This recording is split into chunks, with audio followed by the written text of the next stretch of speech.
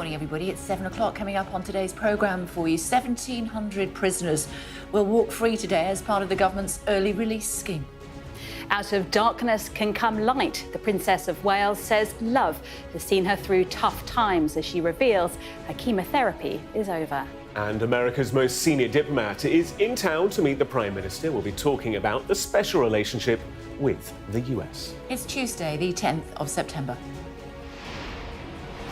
I'm at a prison in South London where in the next few hours the first prisoners will be released under the government's early release plan. Prisons Watchdog warns it's inevitable that some of those released today will go on to commit more crime. In an intimate family video, the Princess of Wales speaks about her relief at the end of chemotherapy. Keir Starmer faces a backlash in tonight's vote over his decision to scrap winter fuel payments for 10 million pensioners. We'll speak to the government in the next few moments. Also ahead, at least 40 Palestinians have been killed in an Israeli airstrike on a humanitarian zone in Gaza. Biggest moment of the US election so far, Kamala Harris and Donald Trump prepare to face off in the first presidential debate. I am the father. And one of the most famous voices in cinema history, tributes are paid to the actor James Earl Jones, who's died at the age of 93.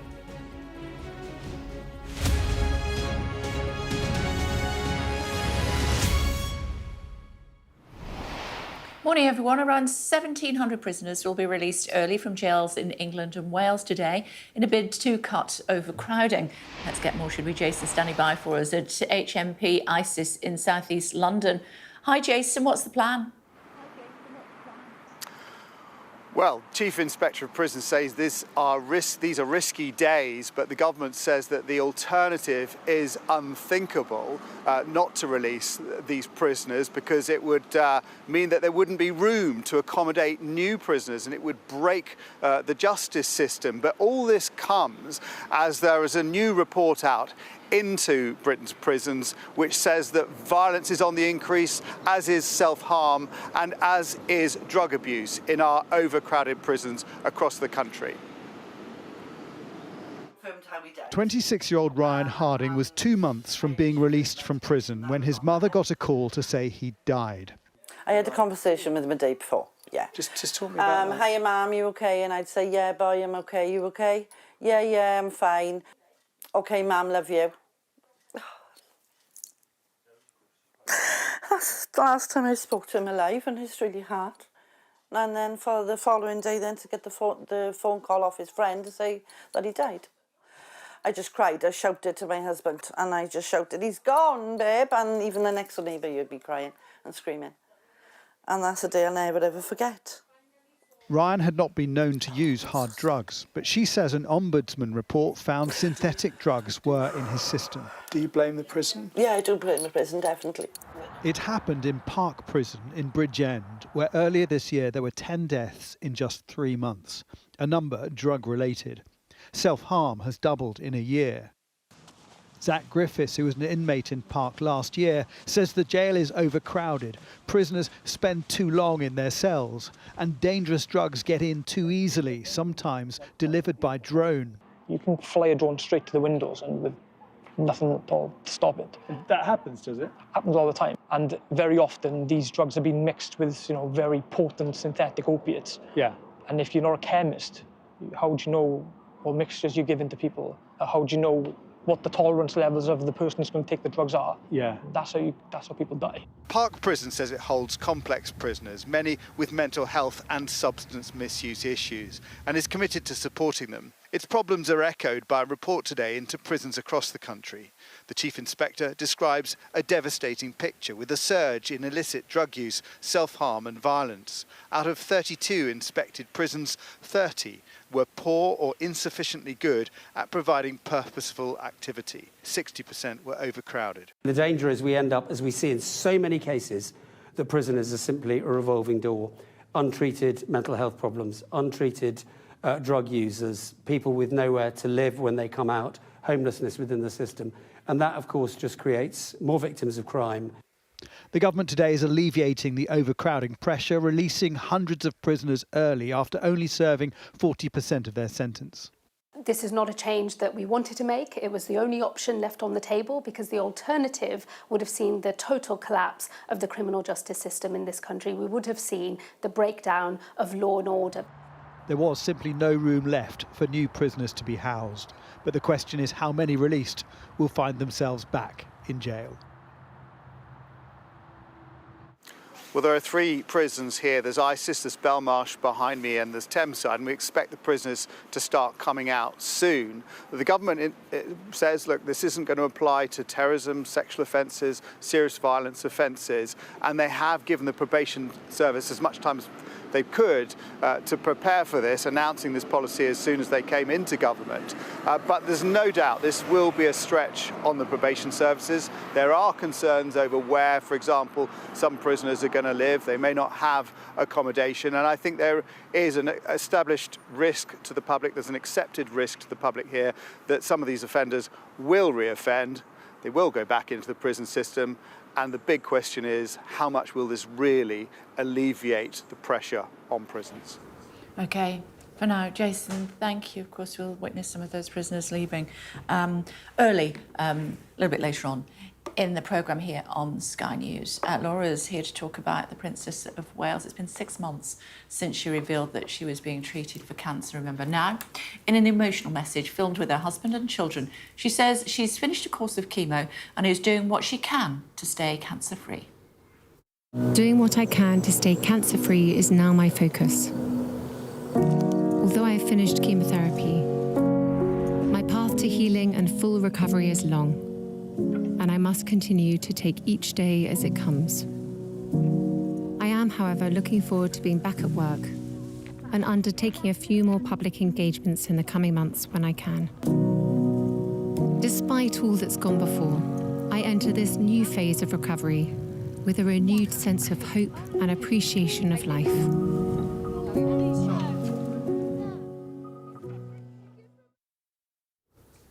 Relieved, happy family?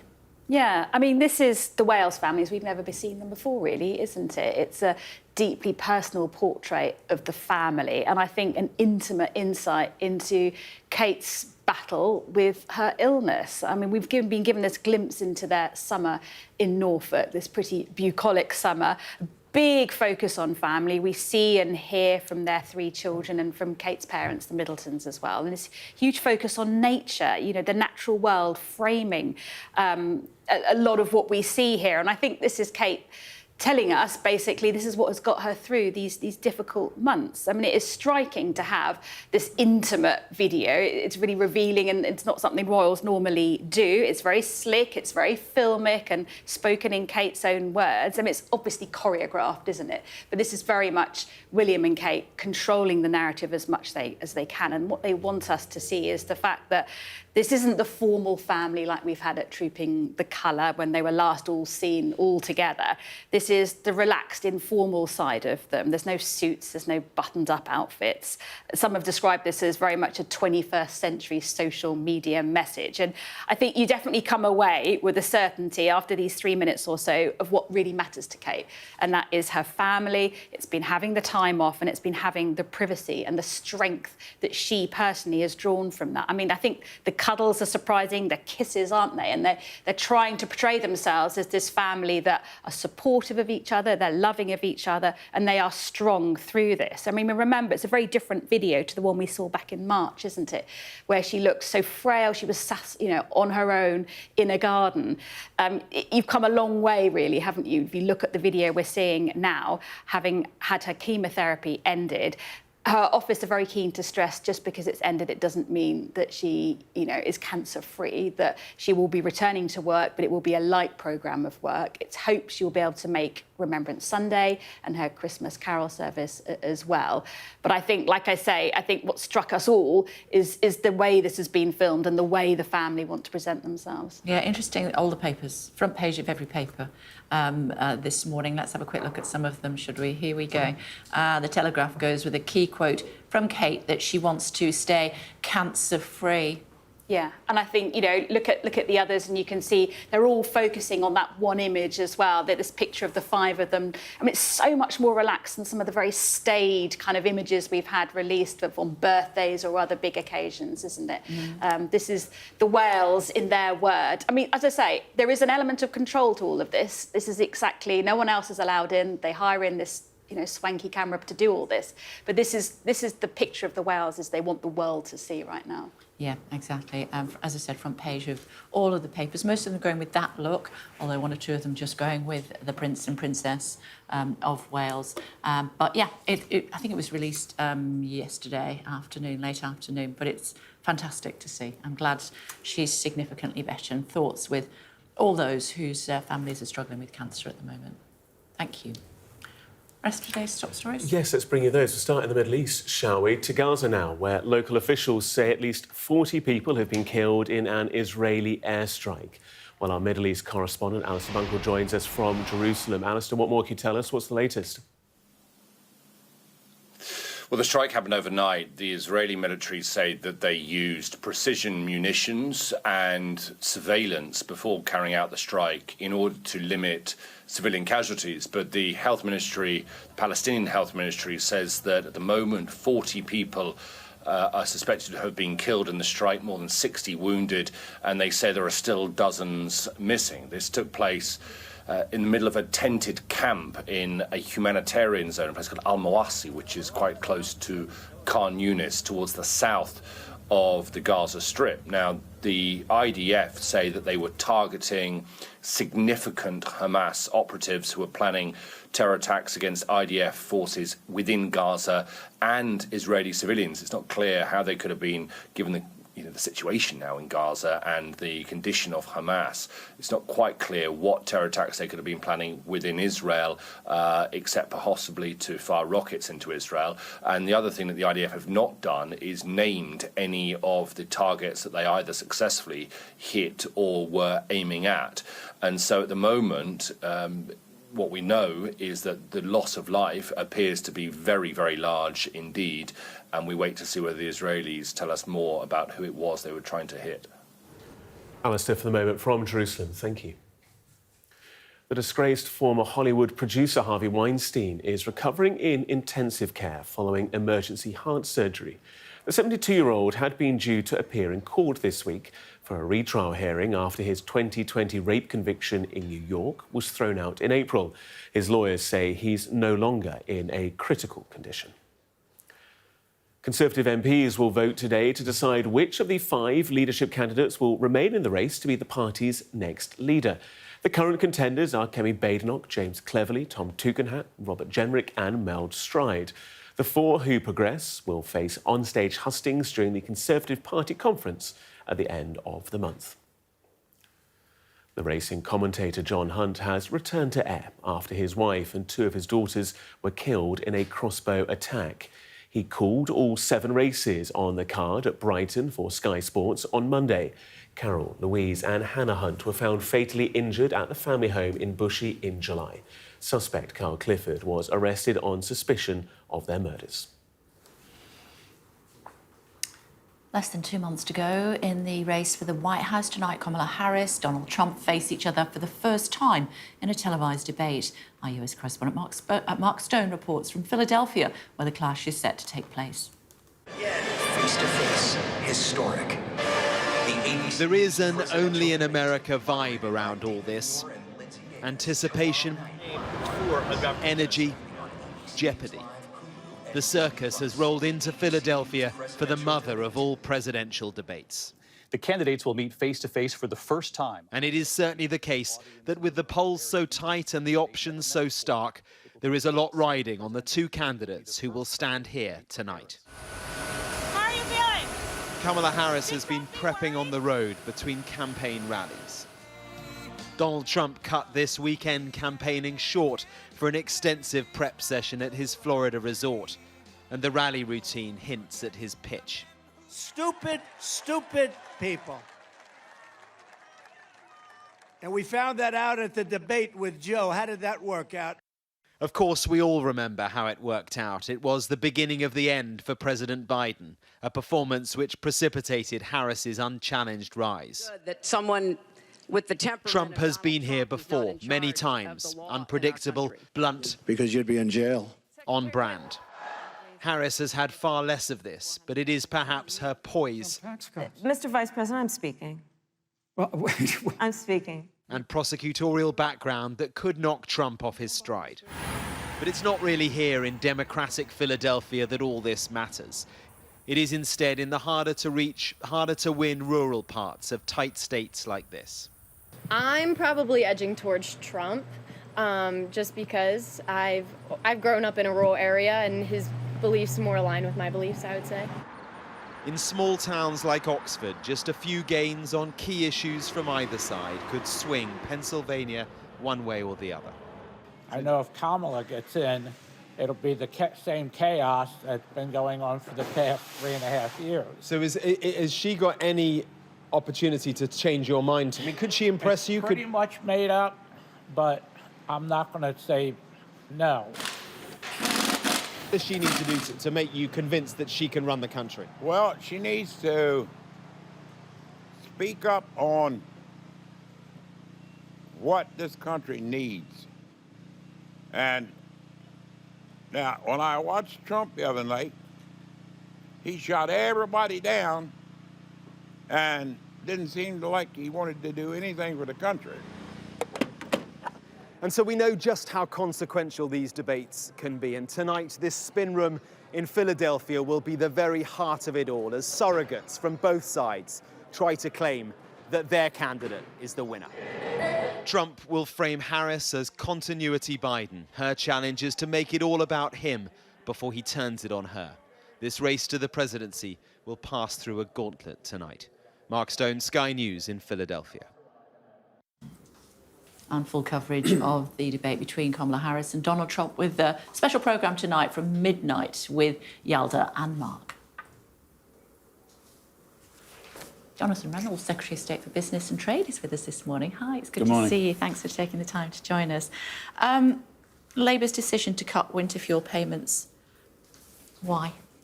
We have no choice. I want to reassure people, first of all, and point out that pensions are higher this year and energy bills are lower, and that we are committed to the triple lock, so that will continue throughout this Parliament, and there is targeted support in place. I know people are worried about that. But the £22 billion black hole that we inherited is real. That overspending, that lack of honesty in the public finances, in my department, that's affected key promises the public want to see being made, things like compensation to postmasters and money for the steel industry. And when you've inherited that, you've got to make some difficult decisions early on. This has unfortunately had to be one of them. But I do want to reassure people, because I know they're worried, that there is a situation in place where pensioners will be better off this year, next year, the year after that, and targeted support will be on the most vulnerable people where those concerns exist. Why wasn't it in the manifesto?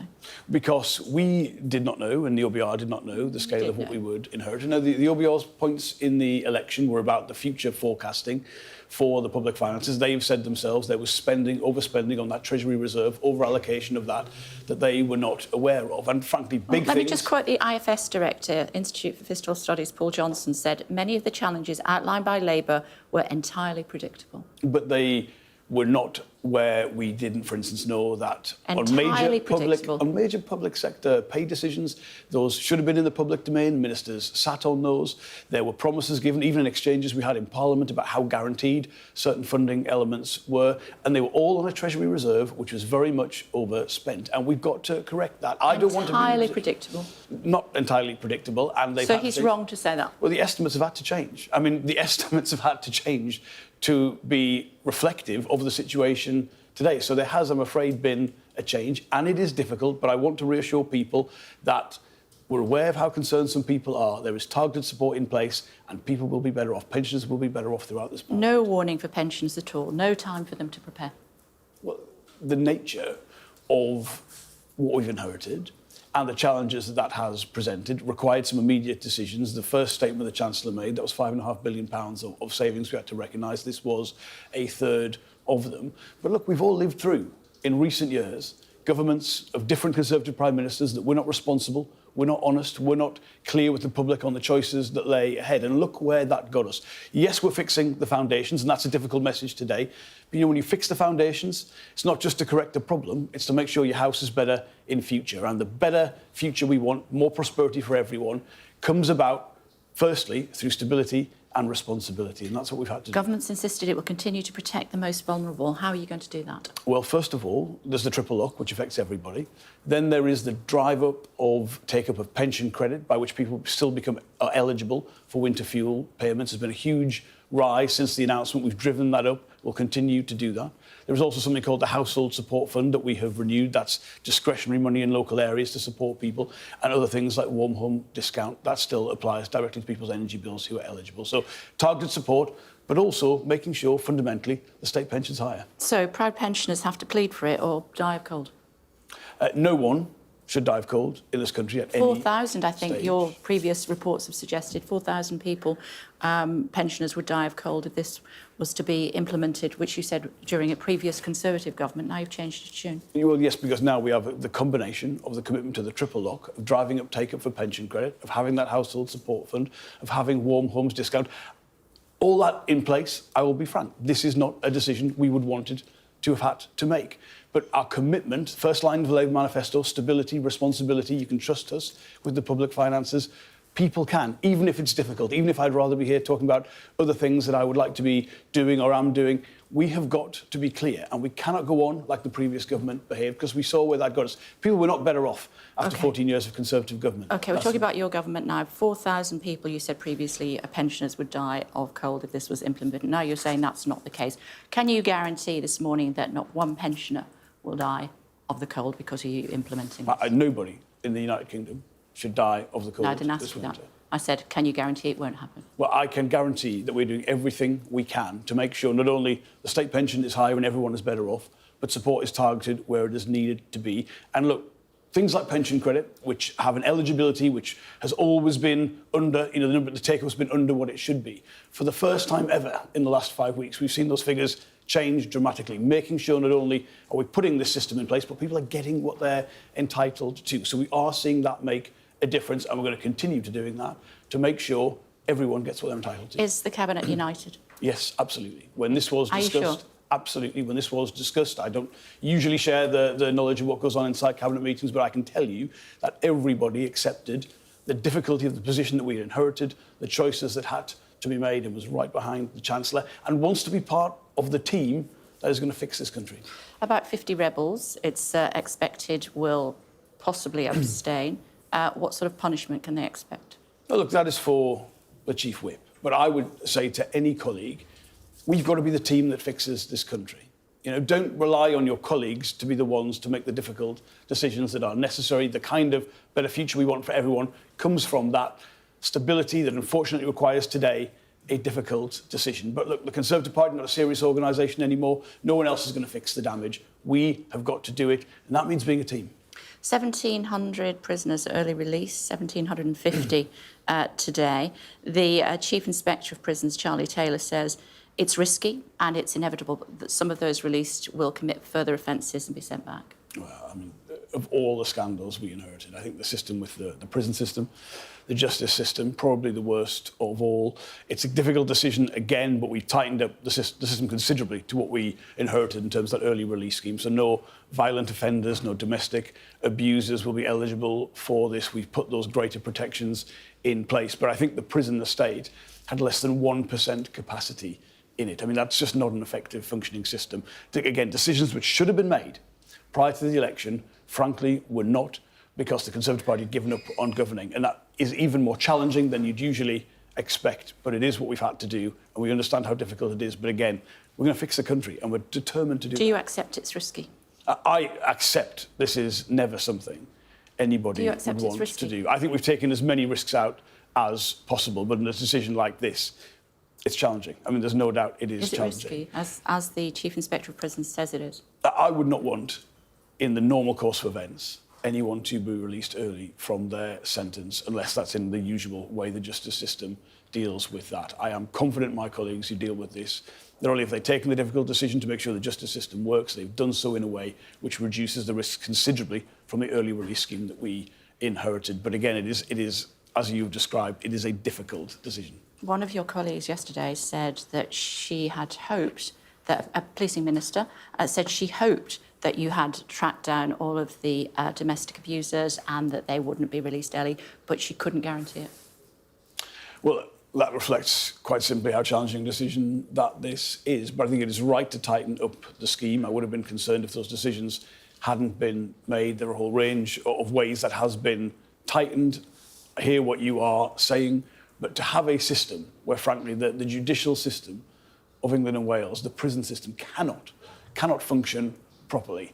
That can't be right. And unfortunately, it does require, again, decisions to be taken to make sure that system works properly. The Victims Commissioner for England and Wales, Baroness Newlove, says some victims haven't been informed about their perpetrator's release, and that's not acceptable. It isn't, is it? Well, that is a worry, and I will take that away and ask colleagues to look at that. I'm sure that will have been a consideration. But again... A bit late now. Well, nobody would want to be in a position where you have to take a decision like this. But we have not had effective government. But the first responsibility of every government is to keep us safe. It is, but that requires a functioning justice system and a prison system. And when you've had a previous government that you've inherited this from, who haven't made the most basic decisions of responsibility of government, this is unfortunately what you have to do to make sure that works. When we had the crackdown following the absolutely unacceptable riots, violent disorder, it was only because of early decisions the new government had taken, that there were prison spaces for those people. So why not do, as has been suggested, to use the facilities in other countries like Estonia, where they have overcapacity with their prison system? I'm not sure what is involved in that, but I don't think simply refusing to run our own prison system properly and outsourcing the problem to another country would be an acceptable way to deal with this. Surely, we're a serious country. We can run a prison system that is there to make sure our judicial system is working properly. Well, not according to the Chief Inspector of Prisons, who said in order to release these people, it's a risky business. It's a sticking plaster. How are you going to fix it? Long term, it comes from a stronger economy, it comes from stronger investment. Our budget in a few weeks' time is our key moment to put that to the public, to put into action, to deliver on the promises that we have made. And I know across a whole range of things, yes, there's a very challenging situation, but there are better days ahead. But you can't have the better days unless you're committed to responsibility and stability first and foremost. And when are you going to start building prisons? Well, you have to wait till the budget for the spending round announcements, but you have seen already a willingness from this government to tackle some of the hardest decisions. Fortunately, this again is one of them, but of course we recognise long term we need that capacity in the system. It's always a pleasure to talk to you. Thank you very much indeed for joining us. Thank you, Mr. Reynolds. Some breaking news for you here on Sky News just within the last few moments. Here we go. Let's have a quick look, should we? New figures. Come on, AutoCue. Show wages grew on average by 4% in the year to July. With a triple lock, it means the state pension should rise by £8.85 to £230.05 per week, as wage growth is higher than 2.5% and is expected to outstrip inflation. Still to come on The Breakfast Show for you here on Sky News. Going to be speaking to a former prison governor, as hundreds of inmates are set to get out early to ease overcrowding. And America's most senior diplomat is in town. What will he say to the Prime Minister when the two of them meet?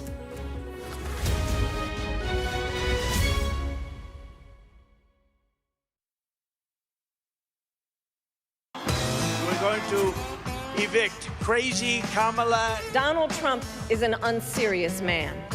The most incompetent and far-left vice president in American history. The American people deserve better. She breaks everything that she touches. Donald Trump tried to throw away your votes. Kamala, who's a Marxist. Imagine Donald Trump with no guardrails.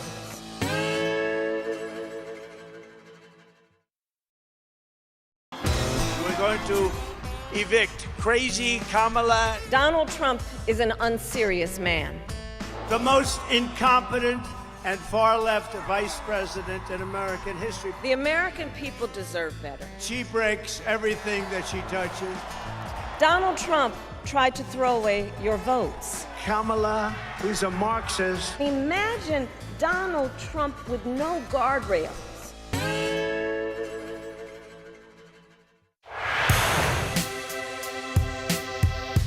I'm Martin Brunt, and I'm Sky's crime correspondent. My most memorable story was, and still is, the disappearance of Madeleine McCann. Please, please do not hurt her. Please give our little girl back. We aim to be the best and most trusted place for news. For detectives, the first 48 hours after a murder are crucial in the search for clues. The public expects them to find Jill Dando's killer soon. The British detectives are planning to meet forensic experts, academics, and even witch doctors. I remember the grimmest case, the Soham murders of schoolgirls Holly and Jessica.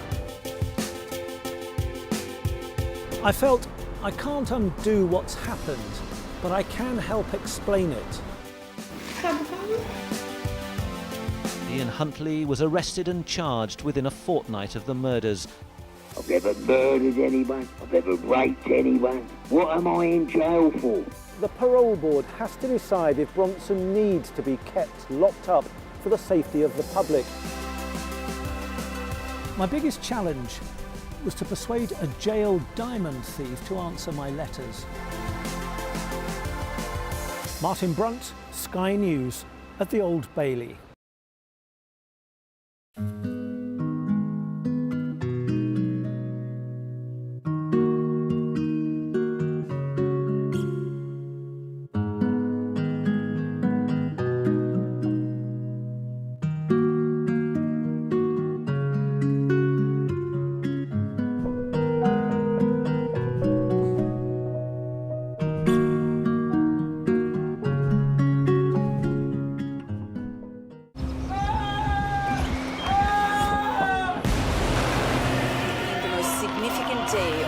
Conflict. They keep telling us that they want aid. And this is what's left of it.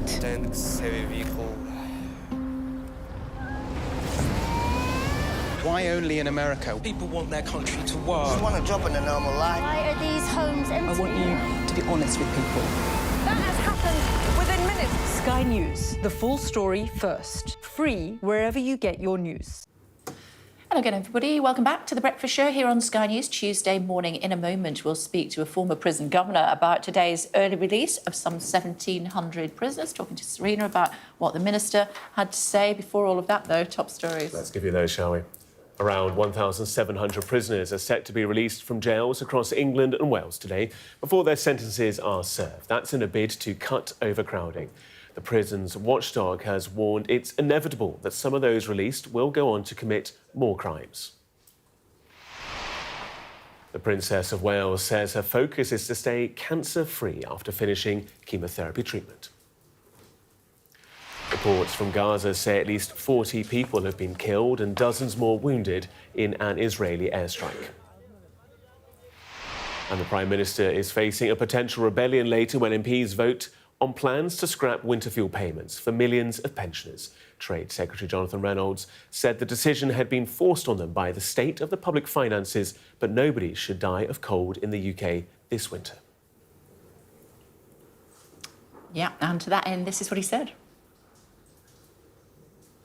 We have got to be clear, and we cannot go on like the previous government behaved, because we saw where that got us. People were not better off after 14 years of Conservative government. OK, we're talking about your government now. 4,000 people, you said previously, pensioners would die of cold if this was implemented. Now you're saying that's not the case. Can you guarantee this morning that not one pensioner will die of the cold because of you implementing this? Nobody in the United Kingdom should die of the cold. No, I didn't ask you that. I said, can you guarantee it won't happen? Well, I can guarantee that we're doing everything we can to make sure not only the state pension is higher and everyone is better off, but support is targeted where it is needed to be. Serena, very uncomfortable, wasn't he? Yes, I mean, I think they're trying to put out their central message, which is, as he says, they have no choice. But of course, we know that all of these policies are political choices. And it's an interesting fight that the government are sort of having with their backbenchers today. I mean, they will win. That is how the parliamentary arithmetic, those are the facts. The the vote will pass. But it's an interesting fight to have with backbenchers over this issue. And they're saying, you know, you can trust us on the public finances. The 22 billion black hole is real. But I think some backbenchers will feel very uncomfortable voting today. Andy Burnham has spoken out this morning, says he sympathises with the backbenchers who will have a difficult decision to make. So even if the government do win this vote today, which we think they will, senior figures in the party are calling for reform on this winter fuel payment, are saying to the government, perhaps there's a tapering situation, perhaps there's another way to do this than cutting off 10 million pensioners immediately overnight. OK, for now, thank you. In other news, more than 1,000 prisoners are being released early today under the government's emergency plans to free up cells. Downing Street insists the measures are necessary to prevent overcrowding, but some argue early release will lead to re-offending. Well, let's speak to Ian Aitchison, former prison governor. Hi, it's good to see you. Thanks for joining us. How do you feel about releasing 1,700 prisoners early? Well, I mean, we need to be straight with people. This is the worst possible decision, apart from every one of the alternatives. This was a hospital pass that the previous government gifted the new administration. We have far too many people in prison, far too few people to look after them safely, and far too little space for them. So we were always going to come to a point where the whole system was at risk of gridlock. So the decision that has to be made is, do you free up space to by letting some of the less risky people out in order to preserve the capacity of the courts to send the more risky people to prison? So this is where we are. How risky is it? Oh, it's risky. I think, you know, if you look at it, though, these people that are being released early at the 40% point in their sentence rather than 50%, they typically reoffend at huge rates anyway. So their reoffending has been potentially brought forward, which is not going to be any good news for, you know, victims. But you're letting people out who've, you know, harmed, who've perhaps in their previous offending history have serious offences. And you're letting them out into a system that, a probation supervision system in the community that's completely overwhelmed as it is. So, you know, the risks are all there. What sort of category of prisoner are we talking about? We're not talking about category A prisoners, are we? No. Or are we? No, we're not. I mean, the system has been set up with quite a lot of safeguards in place. For example, terrorists aren't going to be released early. People who are serving sentences of over 4 years aren't going to be released. People who have been convicted for sexual violence, for example, aren't going to be released. But within that cohort that is going to be released, there will be people who will reoffend. And, you know, that's a political calculation of risk for the government, but it's also obviously something that will affect ordinary people if they are victimised by people who've been let out early. And, you know, I listened to your previous interview, and there was a bit of, you know, obfuscation around this. We have to be clear. There is going to be risk. There's almost inevitably going to be reoffending by some of the people who've been let out because, for example, the probation service isn't equipped at the moment to manage everybody safely. So when you get this tranche of 1,200 people added to that, the risks are obvious. Yesterday, there were reports in the newspapers that domestic abusers could be among those released early. The government is saying that they've tried to do everything they can to try to make sure that won't happen. But Baroness Newlove says not necessarily. And also, surely those that were victims of any domestic abuse or other crimes as well should have been told if people were going to be released early. Well, I mean, this whole process has been brought in at breakneck speed. Because the government have inherited this situation. And, you know, I don't think it's a perfect solution. Well, it isn't a perfect solution, clearly. So a lot of the arrangements that have been made have to be made very quickly. And some people have fallen through a safety net that has been created, which has holes in it. And I think Baroness Newlove refers to that. So there is that additional risk, yes. Things like understaffing, high levels of violence, little education or work provided to prisoners. That's according to this annual report by the HM Chief Inspector of Prisons. Does that come as any surprise to you? Unfortunately not. I mean, I've been in this game for a couple of decades, talking about prisons, working in prisons operationally, advising governments internationally on prison reform. I have never seen an annual report like this, with references to devastation by the Chief Inspector, with references to, you know, a desperate situation. one of the things that isn't talked about enough, I think, in this, awful situation is the moral injury that prison staff suffer. And that is that there are far too few of them looking after people with very high needs that are potentially very violent in environments that are awash with drugs, brutality and distress. And it's no wonder that if you look at the statistics, as I do regularly, the greatest number of people who resign from the service, the prison service, are new recruits who leave within 12 months of joining. And a lot of that is because they're in an environment which they simply aren't prepared for and are overwhelmed by. So we've got to get overcrowding sorted out. Overcrowding is the beginning of a process of fundamental reform to the prison service, and it needs to spark a national debate, probably an uncomfortable conversation, about who we lock up and why. How do we fix it? Do we build more prisons? Do we do, as has been suggested, outsource prisoners to other countries? Well, I mean, that's just Rwanda for lags. I mean, the idea that we would send people to Estonia is absurd because I don't know who was flying that kite or why, but, if you consider what the previous Conservative administrations have done, they've closed loads of small community prisons, albeit, Victorian prisons in town centres like Gloucester, like Dorchester, like Canterbury. We should have the facilities here already to repurpose and to, if they haven't all been sold off to speculators, some of these closed prisons, to be able to bring places back online. But we need staff for them to look after people safely. And one of the key things that needs to happen in terms of moving forward is, we've got to almost forget about a rehabilitation culture. That's fantasy in places where, it's easier to get hold of your toilet roll. It's easier to get hold of drugs than it is to get hold of a bar of soap or some toilet roll. And we've got to say, and Shabana Mahmood must say, to the Prison Service leadership, the Justice Secretary, we have to focus on safety because safety is foundational to everything else that happens in prisons. Prisons are fundamentally unsafe at the moment. People don't want to work there. It ought to be. I mean, I was a prison officer, and it's probably, in a varied career that I've had, it's probably the job I'm most proud of. You can change lives, and sometimes you can save lives. It needs to be restored to a vocation, and we need suitable and sufficient numbers of prison staff clearly and confidently in charge. And that ought to be the next goal of this administration. Look at frontline prison staff who are battered, harried, stressed, the major amount of staff sickness, which is hundreds and hundreds of years of absence from the landings, is down to stress and mental illness. We've got to look at making life better for those people because those are the people that are protecting society from prisoners who go in at the minute and come out almost worse than when they were offending.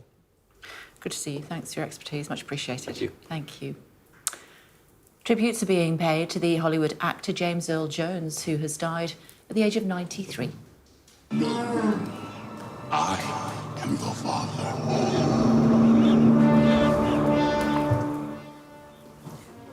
Best perhaps known as the voice of Darth Vader in Star Wars. Daniel is here. We always remember that iconic line, don't we? I'm your father. I'm your father. Oh, I mean, James Earl Jones, what an incredible life, stage and screen. 93 was the grand old age he got to. Producing and being involved in, 90 TV dramas? That's one for almost every year that he was alive. 120 movies in total, but the ones that people really remember, Star Wars, his piece in Lion King playing with Fassa, with his voice, King Jafar as the ruler of Zamuda in Coming to America, that 80s film with Eddie Murphy, and playing Alex Haley in Roots, The Next Generation. I mean, where do you go? There's just so many things that he was involved in. 14 Broadway shows.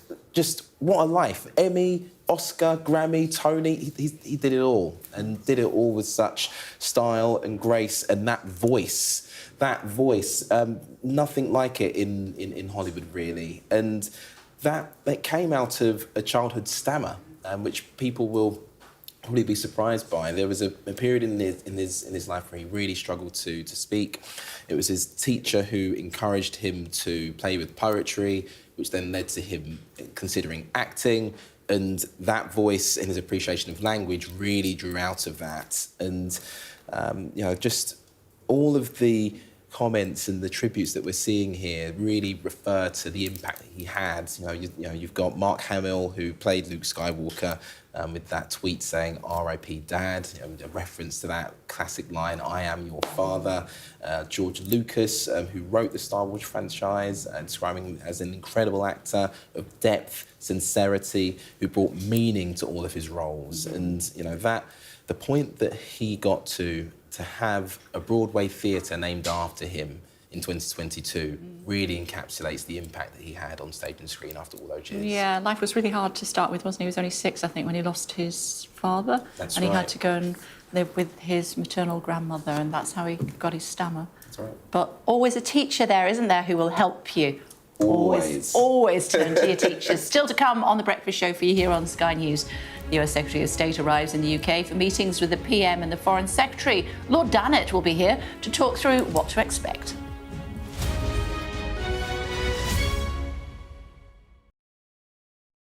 I'm Dominic Waghorn, Sky's International Affairs Editor, covering a world that seems to be unravelling. War, unrest, revolutions. It's not his country, it's ours, and we're going to take it back. They have succeeded for the first time in their country's history in removing a leader from power. Now, freedom! There was fighting here, but there's clearly now a lull, and they're using it to bring up more ammunition. We take you to the heart of the stories that shape our world. This is a mass exodus in which Russia is hemorrhaging some of its brightest and its best. According to the local weather channel, there have been more than 2,500 lightning strikes, torrential rain and flash flooding, all on top of this week's lethal tornado. What stays with you most in this job is some of the people you meet. What is your worst fear about what the Russians want to do to the children? They're just boosting demographics by stealing young people. Would you like to take the opportunity, Mr. President, on Sky News to invite Barack Obama to come here? Mr. Trump, are you running for president? Can you confirm it? We're going to take a look, a very serious look. On that day, we saw your fighters killing women, killing children. Was that a mistake? Did you go too far? You couldn't control your fighters? The full force of the state is being used to crush any protest. It's half an hour now past the deadline that Hamas issued with its ultimatum to the people of Ashkelon, and we've now seen a third barrage of rockets coming in. Another alarm. The mood here is jittery and nervous.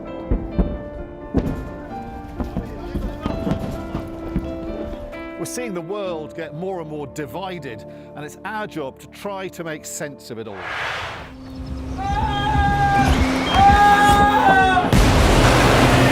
The most significant day of this conflict. They keep telling us that they want aid. And this is what's left of it. Tanks, heavy vehicle. Why only in America? People want their country to work. Just want to jump in a normal life. Why are these homes empty? I want you to be honest with people. That has happened within minutes. Sky News, the full story first. Free wherever you get your news.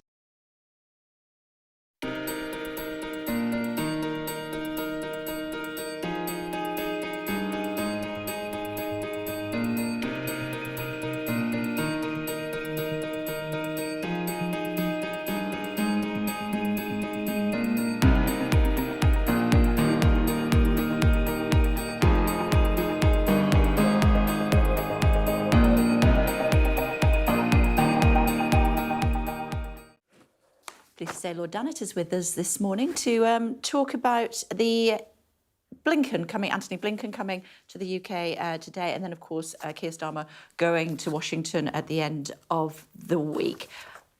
Why? Well, there's always been a relationship between the United Kingdom and the United States. Some people have called it special, but I think it's only special in certain contexts. There's a political relationship, there's an economic relationship, and there's a special intelligence relationship. Now, that always endures. But I think probably Anthony Blinken's got several aspects in his mind, or several points in his mind. Obviously, as the Secretary of State, he's thinking more broadly about America's international role, and probably he's very much got pressures with China over Taiwan in mind. He's got pressures in the Middle East over mind. in mind, and of course Ukraine as well. Now, quite properly, we're very focused on Ukraine, but I think part of his aim will be to make sure that we don't weaken our support for what America is doing in the Indo-Pacific area. And of course, there's a particular issue there which has come into the headlines recently, and that is our enthusiasm or not, or level of enthusiasm, for the submarine deal between the UK, the US and Australia, which some people think is a very risky and a very expensive thing to be doing. And maybe he wants to make sure that we stay committed to that as part of our commitment to stability in the Indo-Pacific region. So I think it's a fairly multi-pronged ambition that he's got. But I think it's also good that, and there may be an aspect of this here, that Joe Biden hasn't got on terribly well with the London governments, particularly over issues relating to Ireland. And maybe they're looking beyond... Where from, of course. Of course. Maybe they're looking beyond Joe Biden into Kamala Harris, wanting, if she becomes president, brackets, and I hope she does, close brackets, that there is a good relationship that she can inherit between London and Washington. What if she doesn't? Well, we've got Trump, haven't we? Do Americans really want to go down there? I was in the States during the time of the Republican Party Congress convention, and I went to bed every night listening to the speeches, and I just thought, my goodness, how can they suck up this sort of stuff? It really is quite outrageous. I really hope but that... we may have to work with President Trump, the British government would say. So would it be appropriate for the contingent to meet up with President Trump when they're over there at the end of the week? There's something to be said for that. Obviously, it's a two-horse race. It's quite a narrow race. I'm only expressing my personal view, but I would hope that Kamala Harris rather than Donald Trump wins it. I think if Keir Starmer is sensible, and we understand that he is, then probably having some conversation with Donald Trump on the basis that there is somewhere between a 50-50 and 49-51% chance that he might be the president again would make a lot of sense. But to come back to why Anthony Blinken is coming now, I think it's for the reasons that I gave. The wanting to ensure that the UK continues to play its part in supporting the United States right across the world, particularly in the Indo-Pacific and in the Middle East region. But I think also this point about setting the scene if Kamala Harris wins and a Democratic president continues. Of course, Kamala Harris will be in the room when Keir Starmer goes along. It's the second time that he's met President Biden in just a couple of months since he first took office. Going back to then, President Trump chose not to congratulate him on Twitter when that happened. He did congratulate Nigel Farage on his exceptional win. What sort of challenges do you think the British government will face in the Middle East and in Ukraine if Trump does win? Because Ukraine does not have the support from Trump that they do have from Biden. Well, I think what your question is getting at is the wider issue that I think Europe is waking up to, that European members of NATO have got to carry a larger proportion of the burden other than relying on the United States. For too long, the United States has very much underpinned, been the paymaster of NATO. And under Trump, he's already signalled that he wants the United States to switch its focus, to switch away from support to Ukraine, support to NATO. So I think it makes a lot of sense. And we've seen an initiative quite recently launched by the European Union to say that Europeans should take more of the burden sharing, that European countries should cooperate better, particularly in terms of defence industrial issues. So there is a wider point here, and I think we need all European countries, whether in or out of the European Union, need to realise that Europe has got to carry a larger proportion of the burden of European security and not rely on the Americans. And as far as the Middle East is concerned, are we as united, in your opinion, are we as united with the United States as we were 11 months ago? Well, I think the answer has to be no. You look at the recent decision to restrict some of the arms sales by UK companies to Israel, and that is a crack, if you like, between the British position, the UK position and the United States position. I think in big handful terms, the British government is still very much supporting America. But you come down to the basic issue of Gaza.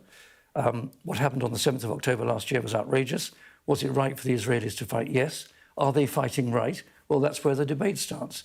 Are they disproportionate in their use of force? Are they accurate enough in their targeting? Well, these are all big questions, and they're quite right to be debated. What do you think? I go with what I was suggesting just now. I think the Israelis were definitely right to fight. Hamas is sworn to destroy the state of Israel. Israel has the right to protect itself. You look at the... But is it proportionate? Well, that's the whole point. Look at the very large number of casualties, including children. Undoubtedly in there are a number of Hamas fighters and commanders who have been killed, but a tremendous number of civilians as well. And one does wonder whether the military hammer of the Israeli Defence Forces in Gaza can actually achieve the aim that the Israelis want to achieve. And one has to say, nearly a year on, I have my doubts. I was reading in the early hours of this morning that a peace deal is 90% there. It doesn't feel like it. It doesn't feel like it, and we've heard this several times before. And I can't understand the logic of why Hamas would actually want to agree to a peace deal. Now, it is said it might be imposed over their heads. Well, again, one wonders how that can possibly happen. And Hamas, it's quite clear that its sworn mission is to destroy the state of Israel. If that is their sworn mission, then why, how can you imagine a situation whereby they would wish to step back? You're right that there is a hope for a peace agreement and a ceasefire. I personally don't see it coming anytime soon. And just to go back to where we started with Anthony Blinken, one-on-ones with Starmer today, always a good idea. We don't have as strong a special relationship as potentially we have had with previous prime ministers, but we're working on it. Yes, and you see Bill Burns, the director of the CIA, here just a few days ago. There are various elements of our relationship with the United States. The special bit has always been our shared intelligence. OK. We must leave it there, my lord. We're out of time. Okay. It's always a pleasure Thanks, to see Kate. you. Thank you for taking the time to come and join us this morning. We appreciate it. So we will, of course, be covering that event for you here on Sky News. Anthony Blinken spending time with Keir Starmer, and then Keir Starmer going to Washington for the end of the week to meet with President Biden and also with Kamala Harris. Don't forget the big debate tonight with Yalda and Mark.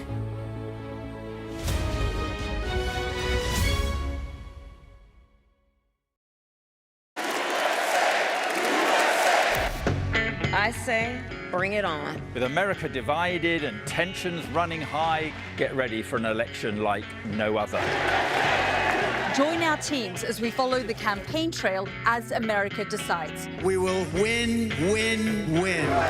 Get closer to the action this US election with full reaction and analysis.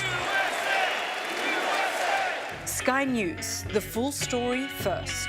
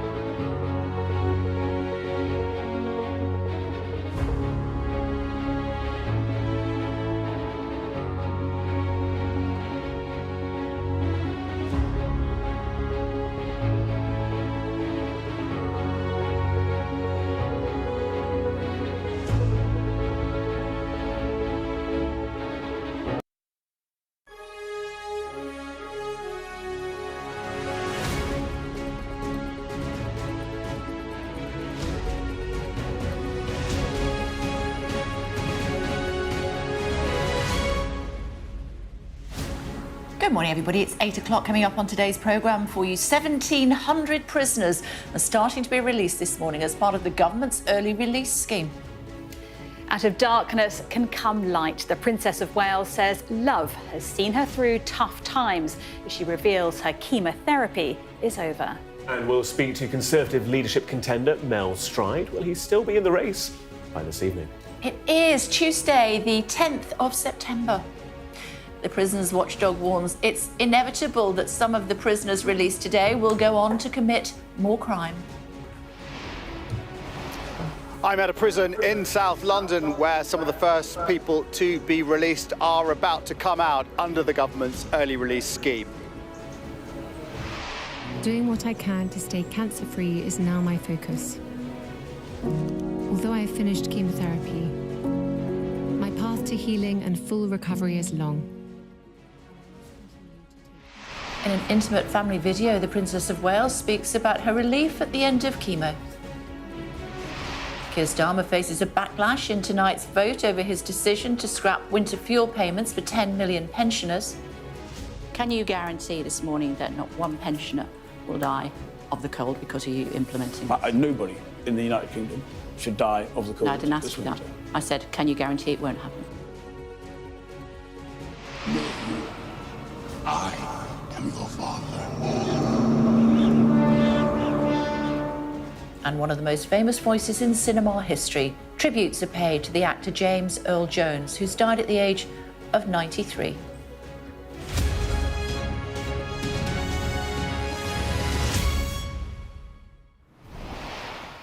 Good morning. Around 1,700 prisoners are starting to be released from jail in England and Wales this morning in a bid to cut overcrowding. Let's get more, should we? Jason standing by for us at HMP ISIS in South East London. Hello to you, Jason. So what's the plan?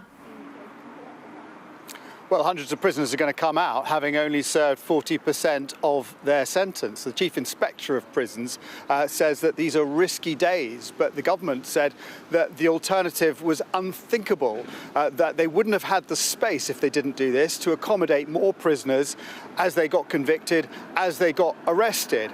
And all this is happening as a new inspectorate report, a damning report, has come out into prisons showing that violence is on the increase, as is self-harm, as is drug abuse in Britain's overcrowded prisons. 26-year-old Ryan Harding was 2 months from being released from prison when his mother got a call to say he died. I had a conversation with him a day before, yeah. Just talk me about that. Hiya, Mum, you okay? And I'd say, yeah, boy, I'm okay. You okay? Yeah, I'm fine. Okay, Mum, love you. That's the last time I spoke to him alive, and it's really hard. And then for the following day then to get the phone call off his friend to say that he died. I just cried. I shouted to my husband, and I just shouted, he's gone, babe. And even the next door neighbour, you'd be crying and screaming. And that's a day I'll never ever forget. Ryan had not been known to use hard drugs, but she says an ombudsman report found synthetic drugs were in his system. Do you blame the prison? Yeah, I do blame the prison, definitely. It happened in Park Prison in Bridgend, where earlier this year there were 10 deaths in just 3 months, a number drug-related. Self-harm has doubled in a year. Zach Griffiths, who was an inmate in Park last year, says the jail is overcrowded. Prisoners spend too long in their cells, and dangerous drugs get in too easily, sometimes delivered by drone. You can fly a drone straight to the windows and with nothing at all to stop it. That happens, does it? Happens all the time. And very often these drugs are being mixed with, very potent synthetic opiates. Yeah. And if you're not a chemist, how do you know what mixtures you're giving to people? How do you know what the tolerance levels of the person who's going to take the drugs are? Yeah. That's how people die. Park Prison says it holds complex prisoners, many with mental health and substance misuse issues, and is committed to supporting them. Its problems are echoed by a report today into prisons across the country. The Chief Inspector describes a devastating picture with a surge in illicit drug use, self-harm and violence. Out of 32 inspected prisons, 30 were poor or insufficiently good at providing purposeful activity. 60% were overcrowded. The danger is we end up, as we see in so many cases, that prisoners are simply a revolving door. Untreated mental health problems, untreated drug users, people with nowhere to live when they come out, homelessness within the system. And that, of course, just creates more victims of crime. The government today is alleviating the overcrowding pressure, releasing hundreds of prisoners early after only serving 40% of their sentence. This is not a change that we wanted to make. It was the only option left on the table because the alternative would have seen the total collapse of the criminal justice system in this country. We would have seen the breakdown of law and order. There was simply no room left for new prisoners to be housed. But the question is how many released will find themselves back in jail. Well, Jason, I was speaking to the business secretary for the government this morning, Jonathan Reynolds, of course. He said allowing prisoners to leave jail early is not something he wants to be doing. It is what we've had to do, and we understand how difficult it is. But again, we're going to fix the country, and we're determined to do it. Do you accept it's risky? I accept this is never something anybody would want to do. I think we've taken as many risks out as possible, but in a decision like this, it's challenging. I mean, there's no doubt it is challenging. Risky, as the Chief Inspector of Prisons says it is? I would not want, in the normal course of events, anyone to be released early from their sentence, unless that's in the usual way the justice system deals with that. I am confident my colleagues who deal with this, not only have they taken the difficult decision to make sure the justice system works, they've done so in a way which reduces the risks considerably. He tiptoed through the raindrops there, didn't he? Didn't want to say it was risky. No, they don't want to say it's risky, but I think it is accepted that it is a risk, but it's a risk that they really feel that they have no choice of making. And what Jonathan Reynolds is saying there, echoed by the Justice Secretary who I spoke to yesterday, you know, they're taking the risks out, so they're not going to release terrorists, they're not going to release violent criminals, they're not going to release sexual offenders. They say there's some domestic abuse cases, and I think, you know, charities like Refuge are concerned that there will be domestic abusers who are back on the streets, and there are also concerns from the Victims Commissioner that maybe some of the victims haven't been told who's coming out. When I asked the Justice Secretary about that yesterday, she said that the usual procedures have been put in place, and they made this announcement very early when they came into government in order to give time for the probation services to get ready, but they've really only had 8 weeks. And I think there is this concern, have people got places to go? Are people coming out from these horrific conditions having not had proper rehabilitation? You know, we'll have people coming out. We've got ISIS just round the corner, one prison, Belmarsh behind me, and Thameside over there. We're going to try and catch prisoners as they come out. I'm sure they're not going to tell me whether they plan to re-offend, but I think that is the concern, that some of these prisoners are going to come out, re-offend, and just go straight back inside. OK, for now, thank you. It's been almost 6 months since the Princess of Wales revealed that she was being treated for cancer. Now, in an emotional message filmed with her husband and children, she says she's finished a course of chemotherapy. Doing what I can to stay cancer-free is now my focus. Although I have finished chemotherapy, my path to healing and full recovery is long, and I must continue to take each day as it comes. I am, however, looking forward to being back at work and undertaking a few more public engagements in the coming months when I can.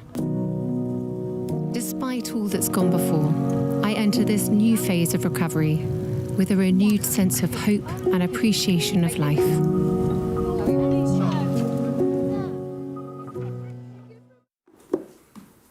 Kate doing it her way. Very much so. Look, this is the Wales family as we've never seen them before, isn't it? So a deeply personal portrait of the family, and I think a really intimate insight into Kate's own journey with her illness. It gives us a small glimpse into how they spend their summer, how they spent this summer in Norfolk. And the real focus, I think, is on family. We even hear from the 3 children, we see her parents as well, the Middletons, and this big focus on nature as well, the natural world, framing everything we watch here. And I think this is basically Kate saying to us, these are the things that matter most to me. These are the things that have got me through these really difficult months. Look, I think what's most striking is obviously the fact that we don't get these kinds of videos from the royal family, do we? It's really unusual for that. It's slick, it's very filmic, and it's interesting. It's Kate's voice, isn't it? So it's a candid account of what it's been like. is, of course, choreographed and it is controlled. And I think very much so. We can't ignore the fact this is William and Kate controlling their narrative. You could easily say that, especially around that Mother's Day photo, things have sort of slipped out of their hands. But this is what they want us to see, is how they want to present themselves as a family, not the formal family on the balcony at Trooping the Colour, which is the last time we saw them out in public, but what it's like, the informality of it, that it's not buttoned up, is it? There's no suits here. It's relaxed, it's friendly. But they're saying we are supporting each other, we are strong together, and we are as secure as a unit. And I think you come away, whatever you think about this video, there is no certainty. You come away from it knowing what matters to Kate. This is how she wants us to see her and her family. I think the symbolism of not out of the woods yet is sort of what she's trying to show there as well. And she still needs to have regular checkups, I'm guessing. Yeah, so in terms of what it means for the future, her office are very keen to stress she's not cancer-free, that she will be carrying out some duties, but it will be a light kind of programme of engagement. So I think the aim is that she will try and attend Remembrance Sunday at the Cenotaph, and she will try and host that big Christmas carol service that she normally does. But it will be depending on how she feels at the time very much. But I think, you know, it is an insight, isn't it? With a big filter on, because they've produced it and they've got this big filmmaker in to make it. But it is an insight into their life, and, you know, bucolic and pretty beautiful in many ways. Absolutely, Fanai, thank you.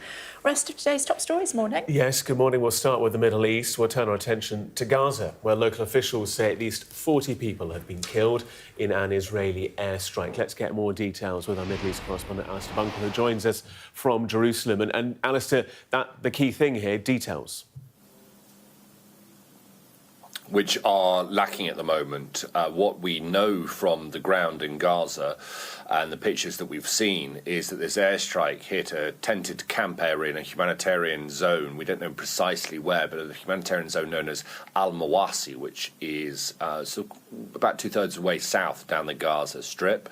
And we have seen pictures of large craters created by the munitions, by the explosives, and people trying to dig through the sand to see whether they can find any more bodies. Now, the health ministry in Gaza says that at least 40 people have been killed and more than 60 wounded.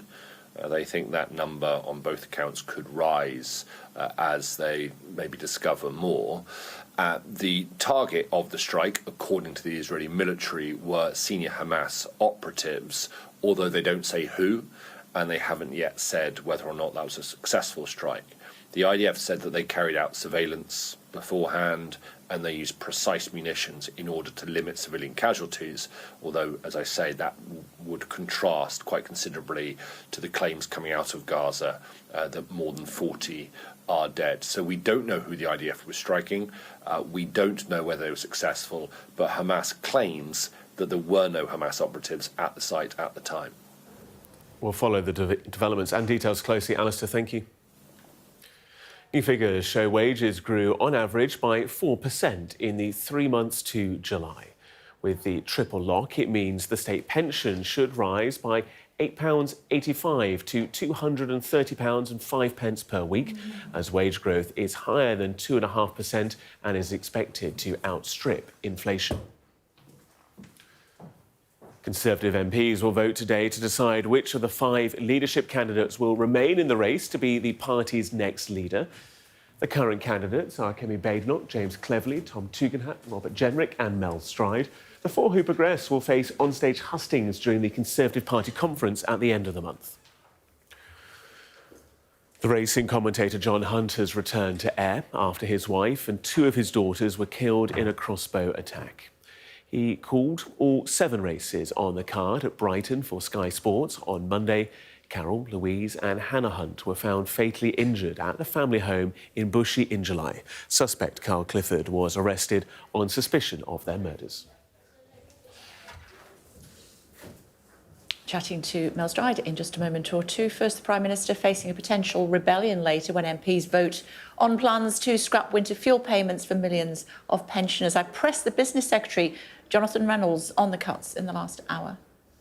We have got to be clear, and we cannot go on like the previous government behaved, because we saw where that got us. People were not better off after 14 years of Conservative government. OK, we're talking about your government now. 4,000 people, you said previously, pensioners would die of cold if this was implemented. Now you're saying that's not the case. Can you guarantee this morning that not one pensioner will die of the cold because of you implementing this? Nobody in the United Kingdom should die of the cold. No, I didn't ask you that. I said, can you guarantee it won't happen? Well, I can guarantee that we're doing everything we can to make sure not only the state pension is higher and everyone is better off, but support is targeted where it is needed to be. This is because you left them with a great big black hole? So this is a complete myth, this £22 billion black hole, Kay.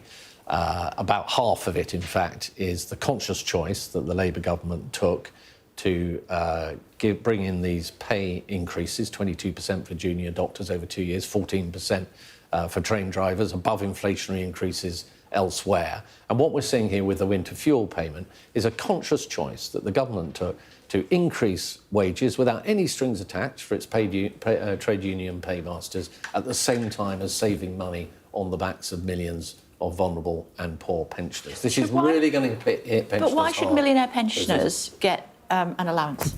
Well, it's not, unfortunately, possible with the way that the system works to identify millionaire pensioners, because if you could, you might do it. The reality is that the step that this government has taken will mean, for example, that 2/3 of pensioners who are living below the poverty line will have their winter fuel payment removed from them. And that is not right. That is a conscious political choice. And as I say, they've taken a political choice to give in very quickly to their trade union paymasters, and they've also taken this rushed choice without proper consultation or impact assessments to railroad or attempt to railroad through this measure on the backs of poorer pensioners. And it's not right. Would you not have had to make similar decisions to balance the books if you'd won? We had no plans and would never have done what this government has done. And indeed, what the government did during the run-up to the general election is say that they had no plans to do this either, actually. So they've gone back on their word that they gave to pensioners during the general election. What we did was we presented a fully costed manifesto within which, for example, my department was delivering over £12 billion of savings from the welfare budget due to the fundamental welfare reforms that we were bringing in. Labour have said nothing about welfare reform, so they seem to be quite prepared. Not yet. Well, they've got a budget in October. Well, they've had a general election, they had a manifesto, they've now been in government. It hasn't stopped them turning on our pensioners. They did that pretty quickly. And you would think on something as significant as welfare reform and getting that budget under control, which is what we were doing, which is what I was doing in government, would be a priority for this government. But it appears not. Their priority has been to take money from some of the most vulnerable people. They've also had to release 1,700 prisoners early because you weren't dealing with prison overcrowding properly. So, look, they are in government. They are in the situation where they are needing to handle that. I think the problem that we're seeing is the manner in which it is being done. So we will have 1,700 people released today. There is not a clear understanding that everybody, for example, who has previously been impacted by some of the criminality and otherwise of those that have been locked up have been informed that those people are being released, and I think that's a major issue. It's not clear that all those prisoners being released will actually have appropriate accommodation to go to. And what we know is that where people don't go into appropriate accommodation, the chances of reoffending goes up through the roof. But what's also true is that this has happened because you were not dealing with prisoner overcrowding properly. Well, we brought in tougher sentences, Kay, which of course increased the prison population. We also had COVID, which created backlogs, which were then released further down the line. So nobody is suggesting that there wasn't pressure within the prison system, but it is how you deal with it. And I don't think it's unreasonable for the public to expect. So you don't think releasing prisoners is a good idea? This is the decision the government has taken, and I think if they decided to take that decision, then they need to do it in the right way and make sure that the public is protected, and in particular, that people who have suffered at the hands of some of those that are being released are properly notified in advance so they can take whatever measures they need to feel safe and secure. And that is just not happening, and that is not right. Because I'm sure you're not criticising the government for releasing 1,700 prisoners, because, of course, you released 10,000 prisoners to ease the capacity in prisons. As I say, that there are different ways that one can address these kind of problems. And bear in mind, of course, that we did have a very clear plan for building new prisons and increasing capacity. And as 14 years. Well, as I say, the kind of pressures that we're seeing in the system have to be dealt with, and we accept that. Why didn't you deal with it before now? I've explained how we had the COVID issue and how we had greater sentencing and so on. But the reality is, stop you building prisons. what matters now Did is it? that It wouldn't stop you building prisons. Well, what matters now is the way in which this government actually acts. And as I say, How would it stop you building prisons? it's unsatisfactory. How did that people... COVID stop you building prisons? Well, no, but what COVID did have an impact on actually the way in which the peaks and troughs of the demand on the prison system then panned out going forward. There was pent-up demand, and there was also the increased sentences that we quite rightly brought in as a government for those that commit the most serious offences. Yeah, you were already in power for 10 years by the time COVID came along. Yeah, you could have built prisons before then. The point, Kay, is look, whoever, that's the point. Whoever faces this situation, the real question that matters is how do you deal with it? And what I'm saying building prisons. with the situation that we have at the moment, with this pressure within the system, what I'm concerned about is the fact the government doesn't seem to have given proper consideration to accommodation for prisoners when they're released, and where that's not adequate, that will drive further offending. And indeed notifying people who have been affected by those prisoners in the past that release is happening. Now, those are things that they need to get a grip of. How's your leadership campaign going? Well, I'm quietly confident. We've got the second ballot today. I'm taking nothing for granted. I think what I've had to offer, Kay, is that I didn't go into Parliament until I was 48 years old. Most people say they look for real-life experience in their politicians. I built businesses from the ground up, leading teams, setting objectives, climbing those proverbial mountains, both here and in the United States. And I think I can bring the leadership that my party really strongly needs at this particular moment. Fabulous pitch. A poll out yesterday voted you the least likely to make a good Prime Minister. I don't know. I think we were fairly closely bunched. I don't think any of us... Still at the bottom. I don't think any of us did brilliantly in that particular poll. Look, the only poll that's going to matter, ultimately, is the general election in 4 or 5 years' time. And what that is going to need is somebody that can lead our party over months and over years to get the right policy platform together that we can unite around, to reach out to those voters that we lost to Reform, but equally not to forget, Kay, those at the centre, those that we lost to Labour and the Liberal Democrats, and to reform our party campaigning machine so that we are ready to win in those local elections. How true is it that Robert Jenrick, or Bobby J, I believe, as some of his supporters call him, weirdly, has lent you votes? Oh, no, there's no vote lending going. This is a very tight contest. This is a contest in which there are 121 MPs, and the margin between coming first, second, third and fourth is 2 or 3 votes, typically. In fact, I was 1 vote behind the next candidate up from me, just 1 vote, and I was just 2 votes ahead of Priti Patel. And if you think under those circumstances, any campaign team is going to start lending out votes, that is for the birds. Well, the suggestion is that she would have knocked you out if you hadn't lent some votes, or he'd lent you some votes, Robert Jenrick. But no, that's absolutely inconceivable. OK. I've had no discussions between any of the teams that I'm aware of around that. This is a contest about the future, the leadership of our party. I set out for you some of the strengths that I have. Yeah. That's what people are voting on. If not you, then who? Well, I'm not going to speculate as to the outcome. I am in this to win it. I believe that I am the candidate best placed to unite our party and to take us back into political contention. And it's so important, not just for the Conservative Party, it's important for the country that we get back to a situation where we're about opportunity and aspiration and growth and all the things that we want to do as a society. There's a lot of work to be done, and it needs leadership to deliver that. And I believe I am the person to provide that leadership. You've got a new suit on. It's a week or so old. Am I allowed to buy new clothes, Kate? And a new tie as well, I think. Oh, well, there we I are. haven't seen it before. It's good to see you. Good luck Very today. nice to see you too. Thank you. 5 remaining candidates in the race to become the Conservative leader are Mel Stride, of course, Tom Tugendhat, Robert Jenrick, Kemi Badenoch and James Cleverly. Another one of these candidates will be eliminated today ahead of the party conference in Birmingham next month. And there are less than 2 months to go in the race for the White House. Tonight, Kamala Harris and Donald Trump face each other for the first time in a televised debate. Our US correspondent Mark Stone reports from Philadelphia, where the clash is set to take place. Face-to-face, historic. There is an only in America vibe around all this. Anticipation, energy, jeopardy. The circus has rolled into Philadelphia for the mother of all presidential debates.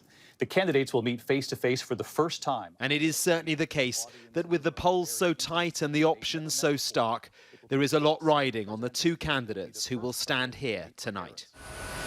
How are you feeling? Kamala Harris has been prepping on the road between campaign rallies. Donald Trump cut this weekend campaigning short for an extensive prep session at his Florida resort, and the rally routine hints at his pitch. Stupid, stupid people. And we found that out at the debate with Joe. How did that work out? Of course, we all remember how it worked out. It was the beginning of the end for President Biden, a performance which precipitated Harris's unchallenged rise. That someone with the temperament Trump has been here before, many times. Unpredictable, blunt. Because you'd be in jail. On brand. Harris has had far less of this, but it is perhaps her poise. Mr. Vice President, I'm speaking. I'm speaking. And prosecutorial background that could knock Trump off his stride. But it's not really here in democratic Philadelphia that all this matters. It is instead in the harder to reach, harder to win rural parts of tight states like this. I'm probably edging towards Trump, just because I've grown up in a rural area and his beliefs more align with my beliefs, I would say. In small towns like Oxford, just a few gains on key issues from either side could swing Pennsylvania one way or the other. I know if Kamala gets in, it'll be the same chaos that's been going on for the past 3.5 years. So has she got any opportunity to change your mind? I mean, could she impress you? Pretty much made up, but I'm not going to say no. What does she need to do to make you convinced that she can run the country? Well, she needs to speak up on what this country needs. And now, when I watched Trump the other night, he shot everybody down and didn't seem like he wanted to do anything for the country. And so we know just how consequential these debates can be. And tonight, this spin room in Philadelphia will be the very heart of it all, as surrogates from both sides try to claim that their candidate is the winner. Trump will frame Harris as continuity Biden. Her challenge is to make it all about him before he turns it on her. This race to the presidency will pass through a gauntlet tonight. Mark Stone, Sky News in Philadelphia. And we'll have full coverage of the debate on Sky News from midnight tonight. Yalda and Mark taking you through proceedings. Still to come on The Breakfast Show for you, is Keir Starmer right? We'll debate the government's plans to scrap winter fuel payments for millions of pensioners.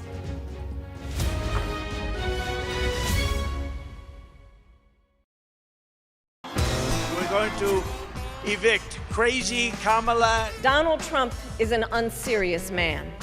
The most incompetent and far-left vice president in American history. The American people deserve better. She breaks everything that she touches. Donald Trump tried to throw away your votes. Kamala, who's a Marxist. Imagine Donald Trump with no guardrails.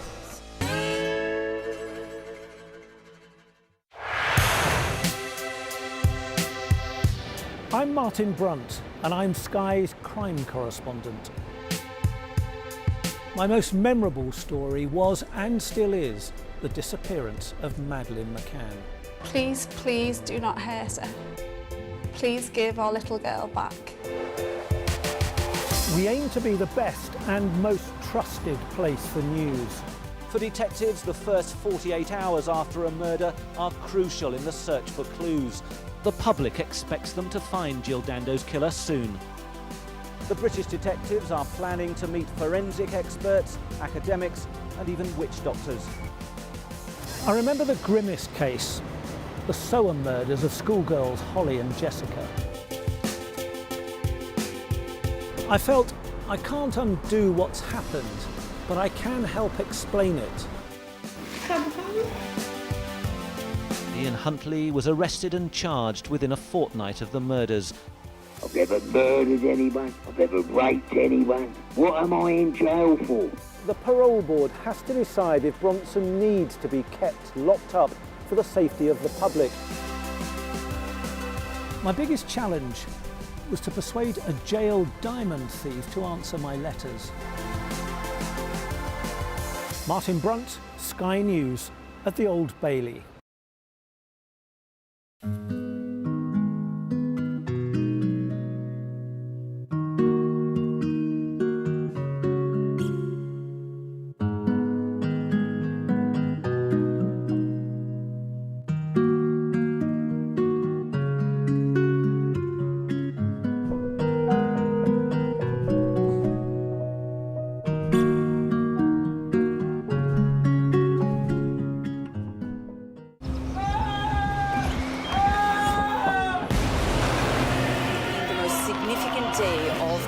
They keep telling us that they want aid. And this is what's left of it. Heavy vehicle. Why only in America? People want their country to work. Just want a job in a normal life. Why are these homes empty? I want you to be honest with people. That has happened within minutes. Sky News, the full story first. Free wherever you get your news. And again, everybody, welcome back to The Breakfast Show here on Sky News Tuesday morning. In a moment, we'll debate the government's plans to scrap winter fuel payments for 10 million pensioners. But first, Mel Stride was on the programme. He's feeling confident that he's going to stay in the race. He is confident, but he and Tom Tugendhat got the lowest backing. And I think it's unlikely that he will progress to the next stage, but the point of the vote today, we'll get a bit around lunchtime, will be to whittle it down to 4, then they'll go to conference where there'll be more of a formal hustings, and then 2 are selected to go to the members. OK, it's a long process. Yeah, they've chosen an extended process this time, which is interesting. I think the Telegraph was saying today that even Tory MPs were getting bored of the process, but I think they've chosen it to have a reset, to decide where the direction of the party is going to. It seems like it's swinging to the right in the sense that Robert Jenrick and Kemi Badenoch seem to have the most support, but the members could change all of that again. Yeah, and we've seen that happen with previous leadership contests, have we not? Apparently they have 10 minutes each on stage at party conference. That's not very long. They're going to have to hone that down. They certainly are. There were suggestions, weren't there, as well, and we don't know how true this is, that people felt that Mel Stride had done so much for the party in the run-up to the election, 25% of all of the rounds, that he couldn't be the first one to go. So obviously he didn't in the first round of voting, but he's at the bottom of the pile this time round. 10 minutes then if they do get through to hustings. And then when does it come to a resolution, November? Yes, I think so. Exactly. So in answer to Darren, our director's questions, yes, Rishi Sunak will still hold the leader's speech, won't he, at party conference, and then he'll be off, and we'll see what happens after that. He's not giving one, I'm told. Yeah, I heard he's not going. But I thought he was... No, I heard he was going. Oh, interesting. Is he going? I think he's going, but he's not giving a speech. He's kind of in a lame-duck position, isn't he? So it would be an unusual speech where he couldn't really say anything. So maybe turn up but don't say anything. Leave it to the next generation to take the mantle forwards. Yes, first time, I've been told in my ear, since 1963, when the then leader was in hospital, so he couldn't give a speech. First time since then, so that is 60 years ago. There we are. Interesting stuff. Moving on. Top stories this morning. Let's give you those, shall we? Around 1,700 prisoners are being released from jails across England and Wales this morning before their sentences are served in a bid to cut overcrowding. The prison's watchdog has warned it's inevitable that some of those released today will go on to commit more crimes. The Princess of Wales says her focus is to stay cancer-free after finishing chemotherapy treatment. Reports from Gaza say at least 40 people have been killed and dozens more wounded in an Israeli airstrike. And the Prime Minister is facing a potential rebellion later when MPs vote on plans to scrap winter fuel payments for millions of pensioners. Trade Secretary Jonathan Reynolds said the decision had been forced on them by the state of public finances, but nobody should die of cold in the UK this winter. Let's talk about that in more detail, should we? Dennis Reid, Director of Silver Voices, Peter Edwards, former editor of Labour List, are here with us. It's good to see you, gentlemen. Thank you very much indeed. So that's what the Business Secretary said. He said nobody should die of cold in the UK this winter. Might they? They might indeed, because Labour's own research showed in 2017 that the winter fuel payment had saved 4,000 lives. Now, if the winter fuel payment has saved 4,000 lives, it doesn't take a mathematical genius to think about how many might die this winter from cold-related conditions. Rita. Well, the cold kills, and it'd be daft to deny that. The state pension's going to go up by a larger amount, £400. But, of course, we've got to be reasonable about this. You know, these could be pensioners for whom £100 either way makes a real difference. But zoom out to the big picture. With a deficit of £87 billion, the government can either carry on spending money that doesn't exist or make some savings. Do we want to pay a winter fuel allowance to Alan Sugar? Dennis? Well, that's the only argument, really, that the government have got, this thing about either Alan Sugar or Sir Jim Ratcliffe or another billionaire doesn't need the £300 winter fuel payment. But, of course, that sort of is a distraction from the main argument, and that is that millions of older people who are on modest incomes will lose that essential £300 this winter. I mean, that is the reality of it. Let's forget about the Mick Jaggers and the Sir Jim Ratcliffes. That is the issue.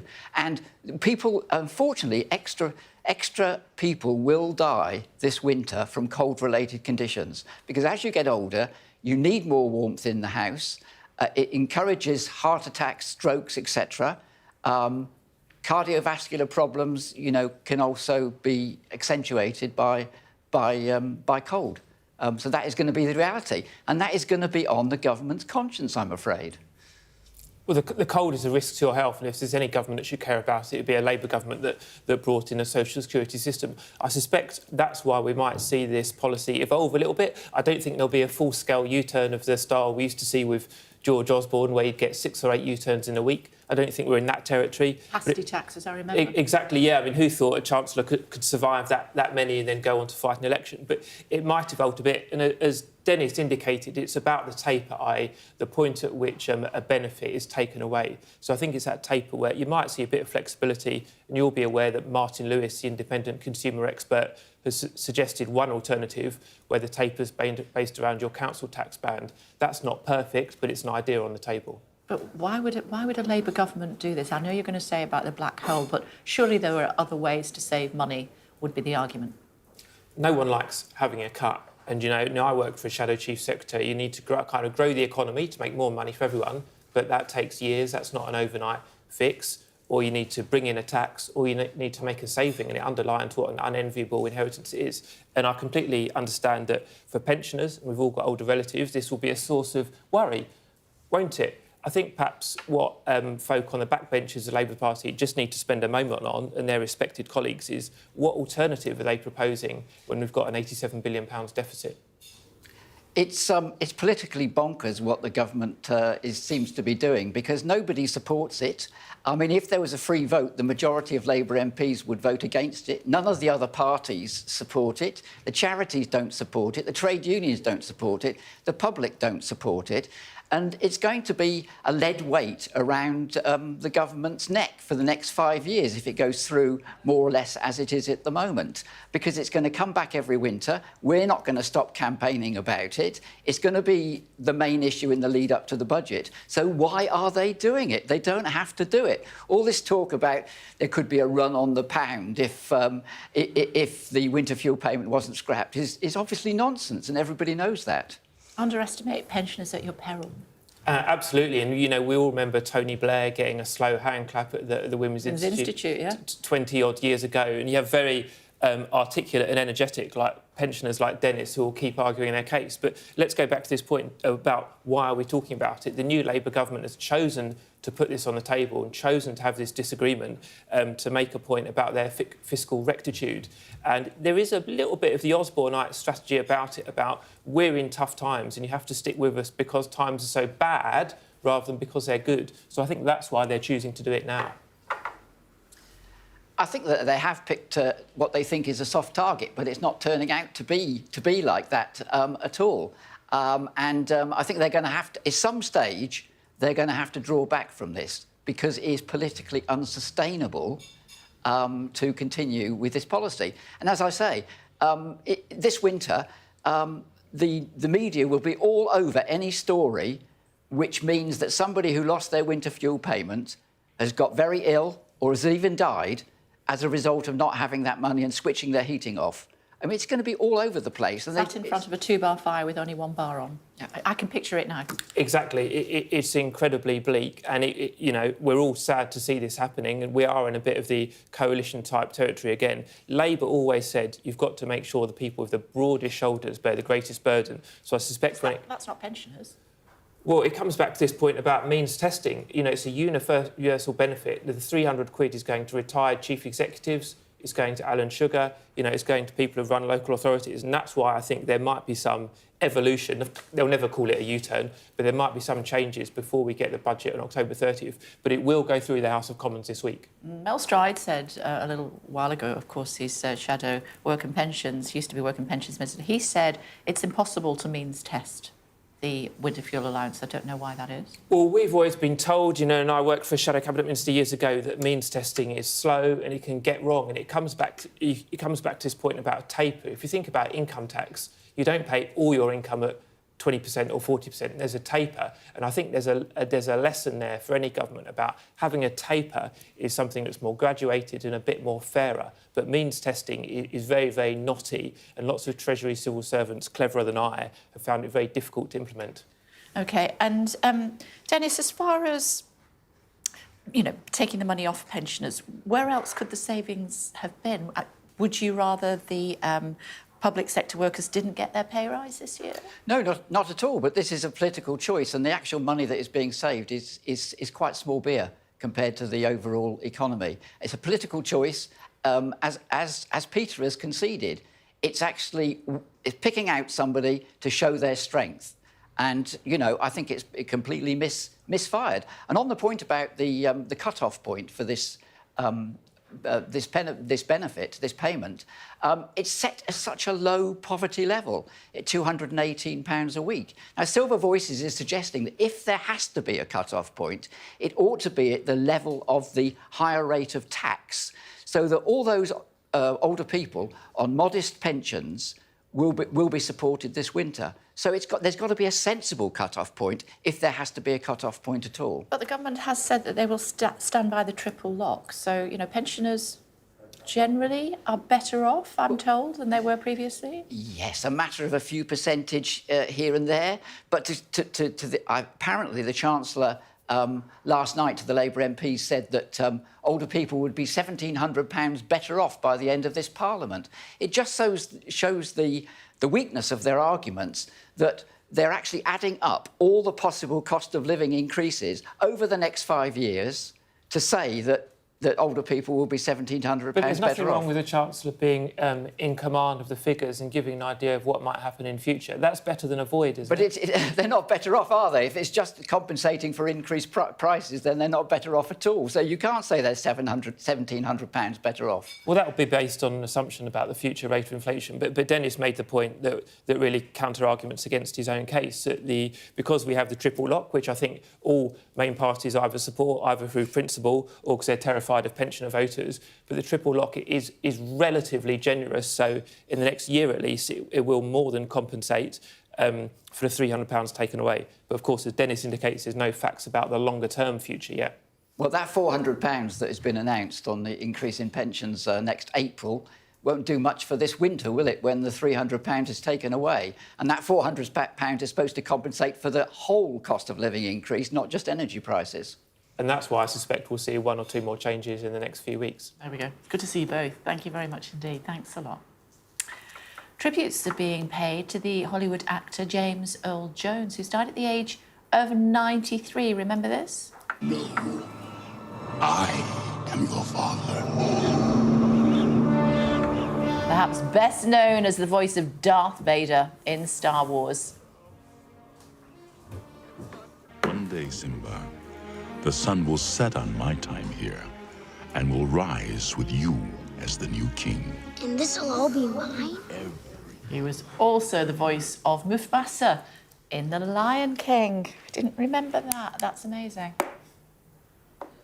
He's got a voice like melted chocolate, hasn't he? Incredible voice, an incredible voice. You know, when he was angry and impassioned, it was a voice like thunder, really. And then we've got those very tender moments where he just changes the whole scene with the tone of his voice. Not many actors were able to do that, but he was one of very, very few. he got an EGOT, so that is an Emmy, an Oscar, a Grammy and a Tony. A career spanning, 60 years on stage and screen, 90-odd TV dramas it was involved in. That's almost one for every year of his life. 120 movies. You picked out some of the favourites there. Just a challenging start to his life, career. wasn't it? It was. And I was reading up on him, seeing that he had a childhood stammer, which, he found very difficult to deal with. But it was only with the support of his teacher, who encouraged him to read poetry, encouraged him to try acting, which kind of brought out this voice and this stage presence that we then came to love over the years. Yeah, exactly. And remarkable that he said that he only earned about $9,000 for the first time that he did the Darth Vader voice. It wasn't a high-income piece. It was considered a special effects job rather than acting. That's right. And then it becomes a piece of history. Yeah, he didn't recognise really that it was going to be what it was. It was only later when they started to do the follow-ups on the other sequels that they were like, James, you really should be paid properly for this. Yeah. But was it not the same as with Alec Guinness? Alec Guinness got Tottenham's halfpenny, but he got points. In the many, many hundreds of millions that these movies have made, subsequently, they get a percentage of all of the profits. I'd take that. It's a good little payday. Yeah, Repeated paydays are quite nice. It's not a bad little pension, is it, Star Wars? Yeah. Thanks very much, both. Thank you. Still to come on The Breakfast Show for you here on Sky News. Princess of Wales reveals her new focus after finishing chemotherapy. That to come in just a second.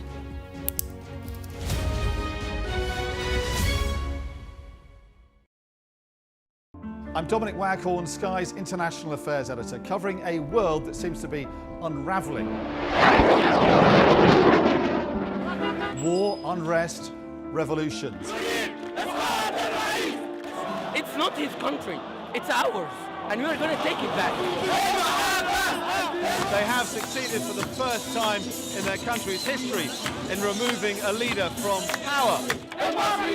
Now, freedom! There was fighting here, but there's clearly now a lull, and they're using it to bring up more ammunition. We take you to the heart of the stories that shape our world. This is a mass exodus in which Russia is hemorrhaging some of its brightest and its best. According to the local weather channel, there have been more than 2,500 lightning strikes, torrential rain and flash flooding, all on top of this week's lethal tornado.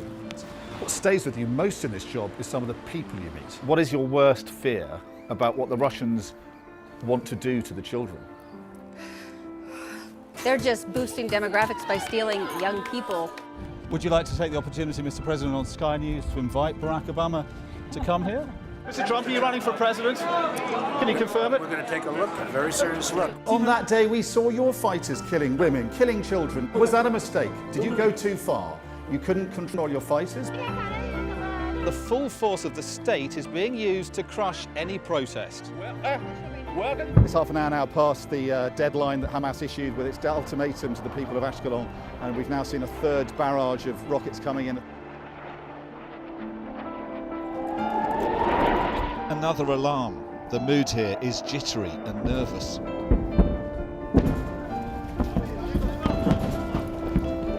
We're seeing the world get more and more divided, and it's our job to try to make sense of it all.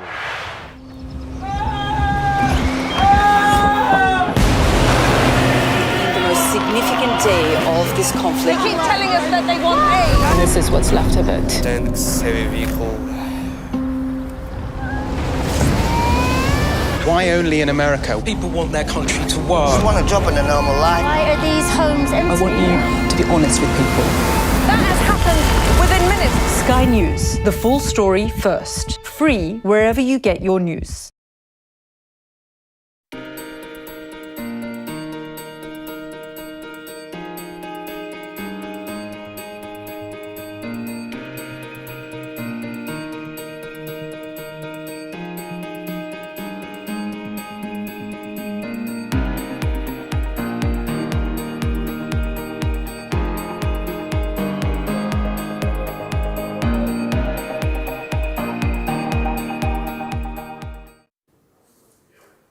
Hello again, everybody. Welcome back to The Breakfast Show here on Sky News. Chatting to Nasser Turabi, Director of Evidence and Implementation at Cancer Research UK, in just a second, after this video was released last night.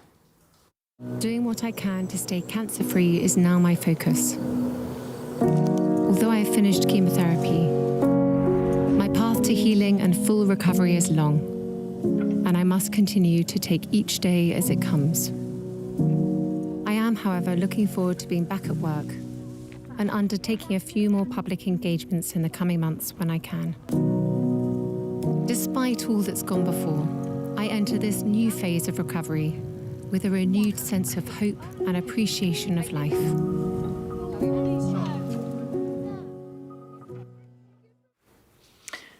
Lovely. It was great to see, and to see the family relaxing together after all of the challenges that they have faced. What is preventative chemotherapy? Well, before I answer that question, I really just want to say from Cancer Research UK that we wish the Princess of Wales all the best. It's such positive news that her treatments, her chemotherapy treatment has ended. With regard to preventative chemotherapy, I mean, it often refers to something called adjuvant chemotherapy, which is something that's given alongside surgery to stop the cancer coming back. So essentially, it's there to, belt and braces to make sure. OK, and that's in tablet form, or? Well, I don't know about no, I don't mean specifically. Yeah, I'm asking more generally, obviously. It could be all sorts of forms. It could be injectable, it could be tablet forms, so it could be given intravenously. So it really varies because there are hundreds and hundreds of different types of chemotherapy treatment. OK, what advice is given to people who've just finished preventative chemotherapy? So with chemotherapy generally, I think there are side effects of chemotherapy that need to be managed. So tiredness is one, risk of infection, breathlessness, hair loss as well. So it's really important that that patients take the advice of their clinicians. That could mean, taking it easy. I think the Princess of Wales talked about taking each day as it comes, and I think that's good advice for many people. It's really important as well when you're talking to people who are patients who've had chemotherapy, is really to listen to what their needs are, because people can react to chemotherapy very differently depending on your circumstances. Does age matter? It can matter. Certainly frailty in an older age can mean that chemotherapy can be harsher, definitely. How important or challenging is it for high-profile cases like the Princess of Wales and others, Steve Jobs, others that have had cancer, not always fought it successfully, for them to talk about their experience?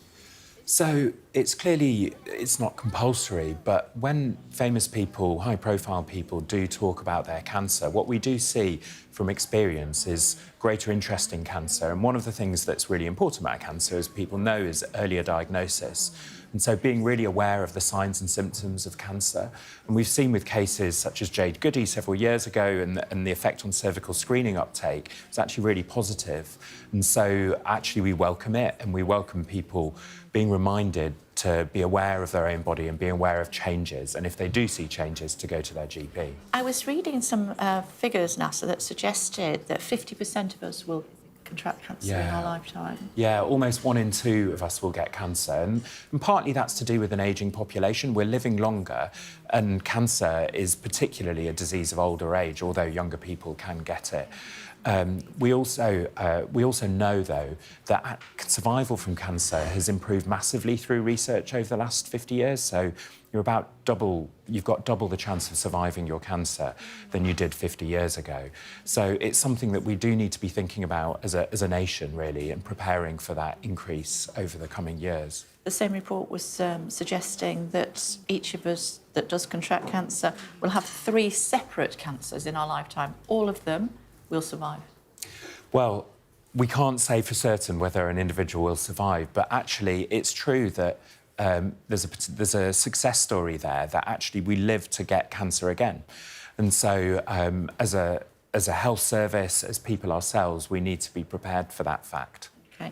And organisations like yours, Cancer Research UK, is doing sensational work in making sure that people will live longer and will survive cancer. You've come on leaps and bounds over even the last 10 years. Yeah, absolutely. I mean, survival's been improving and treatment is getting more and more successful, but there's still a long way to go. And, you know, as a research charity, we're concerned about having sustainable research funding. You know, as a charity, we do a lot, but it can't just rely on us. So that investment in research is incredibly important. And what's your main advice to my viewers this morning? Be aware of the signs and symptoms of cancer. So go on the Cancer Research UK website, go on the NHS website, make sure you know your own body and are watching out for changes. And don't be afraid to go to your GP if you do feel any changes. OK, but great news for Kate, Absolutely. isn't it? Yeah, all our best wishes. Fantastic. It's good to see you. Thank you very much indeed for joining us. Thank you. Looking at the weather for you now here on Sky News. Rain, then showers spreading south with noticeably colder air following, but it's going to be turning milder on Friday, rather cool and windy, with heavy rain and coastal gales in the far north and showery outbreaks for other northern and central parts. Central England, central Wales and the south of Ireland will see showery rain spreading south this morning, with more scattered blustery showers already in the north following. They'll be heavy and sometimes thundery, turning wintry on the hills. Now, are you ready? Is it a bird? Is it a plane? Could it be a whale? Sure. Yeah. No, it's definitely not a whale. This is the moment the so-called whale of the sky, Airbus's Beluga plane, landed at Heathrow. The airliner flew in from Toulouse to deliver key parts for a damaged British Airways plane. Now, you see, why didn't you just take the British Airways plane to Toulouse? It was involved in a wee collision with another aircraft Oh, at Heathrow, and so it's bringing in parts for it to be repaired. This is then going back to Toulouse. Yep. There's half a dozen or so of these. I'm obsessed with the fact that they have lent into this whale plane so much that they've put eyes on either side and the smiley mouth. Yes. But yeah, they carry like 45, 50 tonnes. Yeah. Remarkable. Yeah. Absolutely remarkable. Toulouse, of course, which is where they first tested Concorde. Good fact. Did you know that? I did not know that, but I like that. OK. Trivial pursuit pays off. It certainly does. We were playing at the weekend. Coming up, all today's top stories for you here on Sky News.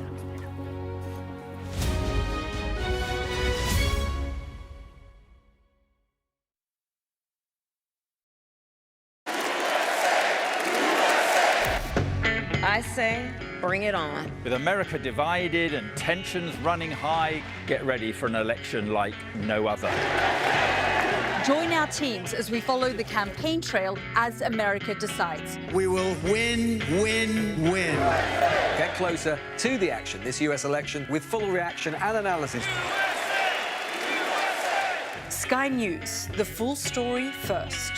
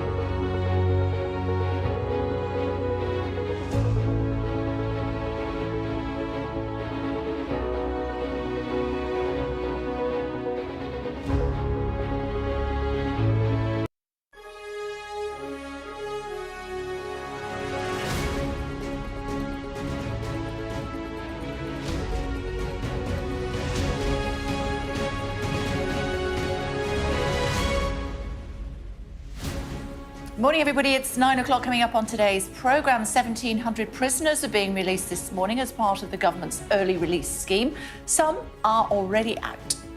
Out of darkness can come light. The Princess of Wales says love has seen her through tough times as she reveals her chemotherapy is over. And we'll speak to one of Great Britain's Paralympic heroes about what it's like to be back home and the legacy of the Games.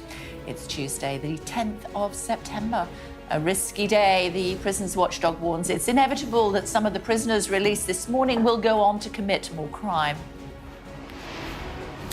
I'm outside a prison in South London where prisoners have now started to be released under the government's early release scheme. Doing what I can to stay cancer-free is now my focus. Although I have finished chemotherapy, my path to healing and full recovery is long. In an intimate family video, the Princess of Wales speaks about her relief at the end of chemotherapy. Also ahead, at least 40 Palestinians have been killed in an Israeli airstrike on a humanitarian zone in Gaza. Keir Starmer faces a backlash in tonight's vote over his decision to scrap winter fuel payments for 10 million pensioners. Can you guarantee this morning that not one pensioner will die of the cold because of you implementing this? Nobody in the United Kingdom should die. I am your father. And one of the most famous voices in cinema history, tributes are paid to the actor James Earl Jones, who has died at the age of 93.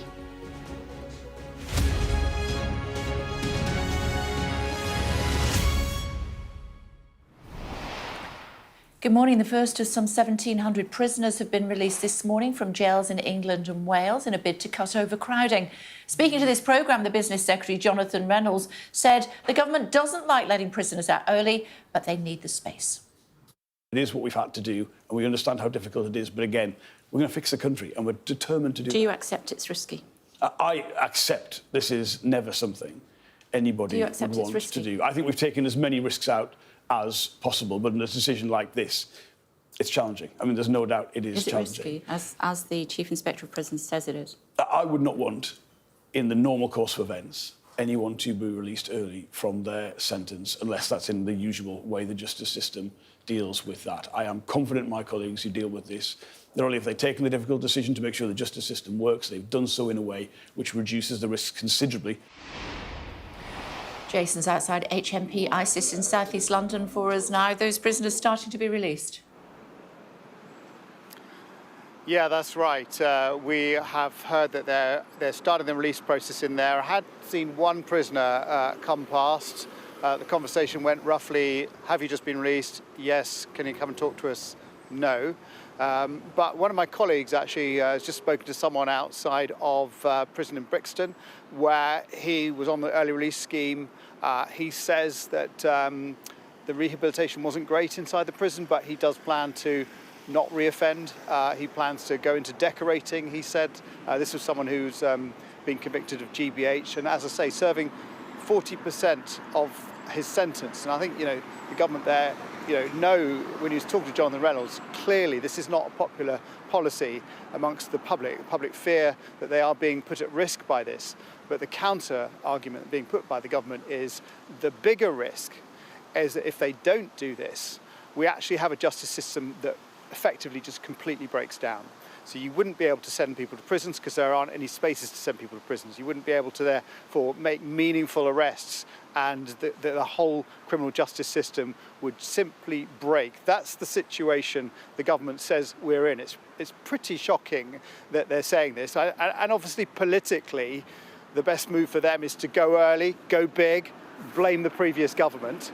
Yes, but we do all know, and we've just seen it from the prison inspectorate report that's come out this morning, the prisons are in an awful state. Violence is going up, drug abuse is going up, self-harm is a massive problem in many prisons. It's doubled in some prisons. So there's a real problem inside prisons. They haven't got the capacity, and the alternative to this, the government says, is a complete breakdown of the criminal justice system. And what sort of people are being allowed out of jail early? Sorry, say that again, Kay. Absolutely. I was just asking what sort of people prisoners are being allowed out early. Well, So the government very keen to stress that it is not violent criminals, it's not terrorists, it's not sexual offenders. They say they're trying to stop most domestic abusers, but I think charities like Refuge have pointed out that if someone's been done for common assault, for example, and domestic abuse might not come up on their record, or if they've got previous convictions of domestic abuse and they're in for something else, then those people could be coming out. And there's also been soundings from the Victims Commissioner over concerns that a sizable amount of people, a minority, but may not have been told, may not have had the information about the victims of those crimes, may not have had the information about who's coming out.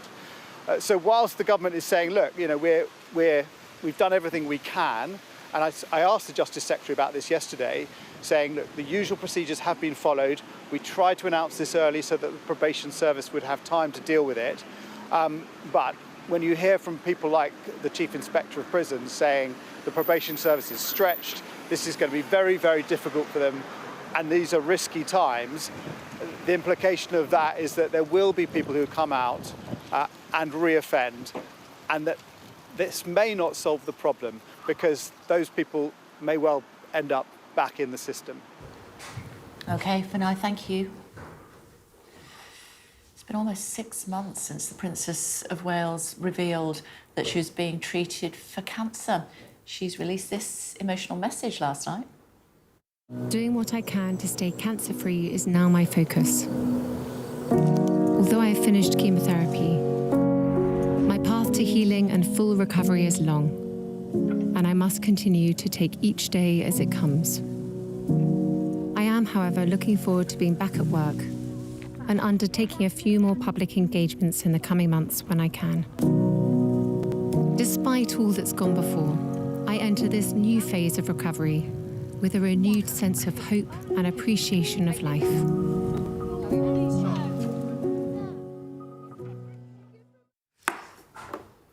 Coming out of the woods. Yeah, the symbolism is there behind the steering wheel, driving forward. Look, this is definitely the Wales family as we've never seen them before, isn't it? It's polished, but it is also this very personal portrait of the family. And I think an intimate insight into Kate's journey with her illness. No surprise, though, that the focus really is all about family. We even hear from the three children. We see her parents, the Middletons, and this big focus on nature too, the natural world. This is Kate telling us, these are the things that matter to me. These are the things that have helped her through these really difficult months. I mean, it's striking to get any kind of video, let alone one like this, about the royal family, especially about the Waleses, who are so guarded with their privacy. And of course, what they're showing us is choreographed, it's controlled, but it is candid. These are Kate's own words here. But William and Kate clearly wanting to control the narrative and present to us the family we see here, not the formal family on the Buckingham Palace balcony at, say, Trooping the Colour, which was the last time we saw them all out together. But this sort of sense of informality, that they're relaxed, that they're happy, that they're supporting each other, that they're strong, and that they're very secure as a family unit as well. And, you know, lots of people have very many views about this video, but you come away from it with no doubt at all, this is what Kate wants us to see. This is what's important to her, her family and those closest to her. Obviously, what happens next? Well, we know that as her office, as she said, she's not cancer-free at the moment, but she will be returning to sort of light engagement. So could expect perhaps to see her at Remembrance Sunday at the Cenotaph and maybe her Christmas Carol concert as well. But the recovery, the journey, still very much ongoing. OK, for now, thank you. Thanks very much indeed. Lovely video. Oh, fantastic. Really fantastic. And it's that crossover, isn't it, between something that could be like an incredible commercial, but then something that's also massively personal at the same time. That kind of crossover is fantastic. I would have liked to maybe have just seen her speak on camera and hear directly from her, just because we saw so much madness with conspiracy theories at the beginning of the year. Just even if it was 10 frames of her like saying something to the kids, just in chit-chat, that would have been quite nice. But Fantastic production. The other thing I liked was the skills from the Prince of Wales bouncing the ball on the cricket bat as they were walking along. That takes some doing, you know. I like the spaniel, but there we go. Okay. Biased. I was here for the 4x4. So what else? our top stories, shall we? We're going to turn our attention to the Middle East and Gaza, where local officials say at least 40 people have been killed in an Israeli airstrike. Following the developments for us is our Middle East correspondent Alistair Bunkle in Jerusalem. And Alistair, details of this fairly thin. What do we know? Well, the airstrikes took place last night in a tented camp area known as Al-Mawasi, which is about 2/3 south in the Gaza Strip. It's a declared humanitarian zone, so it's where a lot of Gazans have fled to in order to try and escape the fighting. The health ministry in Gaza claim that 40, or at least 40, have been killed and more than 60 injured. They say that, and you can see in some of the pictures, some massive craters caused by these explosions. They say they are still searching through there with the potential of finding more bodies. The Israelis have, in the last hour, released a bit more information. They'd initially said that they were targeting senior Hamas operatives without saying who and whether they were successful, and they have claimed that they used surveillance beforehand and precision munitions in order to limit civilian casualties. In the last hour or so, they have named some senior Hamas fighters, or at least they claim to be senior Hamas fighters, who were killed during these strikes. They say that they were directly involved in the planning and the execution of the October the 7th attacks. And the Israelis, the IDF, refute strongly the numbers being put out from Gaza about the number who have been killed. But clearly quite a major strike on this tented camp area, and I have to say from the pictures, the civilian loss of life does look as though it could be quite great. Alistair, appreciate the update. Thank you.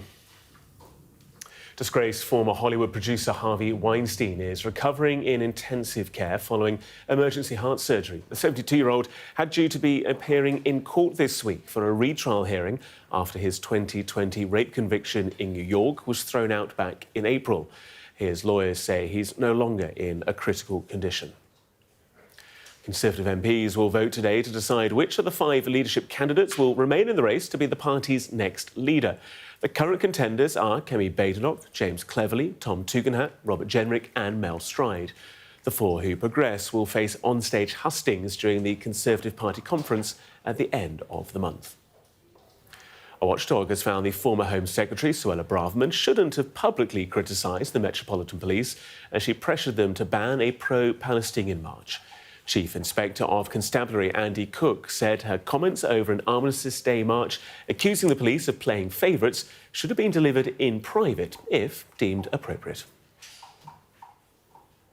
Less than 2 months to go now in the race for the White House tonight. Kamala Harris and Donald Trump face each other for the first time in a televised debate. Our US correspondent Mark Stone reports from Philadelphia, where the clash is set to take place. Face-to-face, historic. There is an only in America vibe around all this. Anticipation, energy, jeopardy. The circus has rolled into Philadelphia for the mother of all presidential debates. The candidates will meet face-to-face for the first time. And it is certainly the case that with the polls so tight and the options so stark, there is a lot riding on the 2 candidates who will stand here tonight. Kamala Harris has been prepping on the road between campaign rallies. Donald Trump cut this weekend campaigning short for an extensive prep session at his Florida resort, and the rally routine hints at his pitch. Stupid, stupid people. And we found that out at the debate with Joe. How did that work out? Of course, we all remember how it worked out. It was the beginning of the end for President Biden, a performance which precipitated Harris's unchallenged rise. That someone with the temperament Trump has been here before, many times, unpredictable, blunt. Because you'd be in jail. On brand. Harris has had far less of this, but it is perhaps her poise. Mr. Vice President, I'm speaking. I'm speaking. And prosecutorial background that could knock Trump off his stride. But it's not really here in democratic Philadelphia that all this matters. It is instead in the harder to reach, harder to win rural parts of tight states like this. I'm probably edging towards Trump, just because I've grown up in a rural area and his beliefs more align with my beliefs, I would say. In small towns like Oxford, just a few gains on key issues from either side could swing Pennsylvania one way or the other. I know if Kamala gets in, it'll be the same chaos that's been going on for the past 3.5 years. So has she got any opportunity to change your mind? I mean, could she impress you? Pretty much made up, but I'm not going to say no. What does she need to do to make you convinced that she can run the country? Well, she needs to speak up on what this country needs. And now, when I watched Trump the other night, he shot everybody down and didn't seem to like he wanted to do anything for the country. And so we know just how consequential these debates can be. And tonight, this spin room in Philadelphia will be the very heart of it all, as surrogates from both sides try to claim that their candidate is the winner. Trump will frame Harris as continuity Biden. Her challenge is to make it all about him before he turns it on her. This race to the presidency will pass through a gauntlet tonight. Mark Stone, Sky News in Philadelphia. And all in all, rather be in Philadelphia, we will have Kamala Harris and Donald Trump with that special programme tonight from midnight with my colleagues Yalda and Mark. Breaking news. Let's update you on something that we told you about last Thursday. You remember this young lady, of course, don't you? Rebecca Cheptegei. She was set on fire by a former partner. Allegedly, she died last Thursday.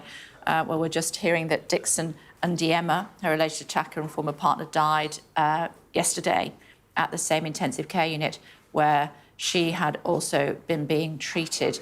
It was at the Moy Teaching and Referral Hospital in Eldoret, the same facility where Ms. Cheptegei was as well. She'd suffered 80% burns to her body, and Ndiema reportedly suffering more than 30% burns. He was accused of buying a can of petrol, pouring it onto her and setting her on fire after a disagreement over land. Prime Minister facing a potential Labour rebellion and a united opposition when MPs vote later on plans to scrap winter fuel payments for millions of pensioners.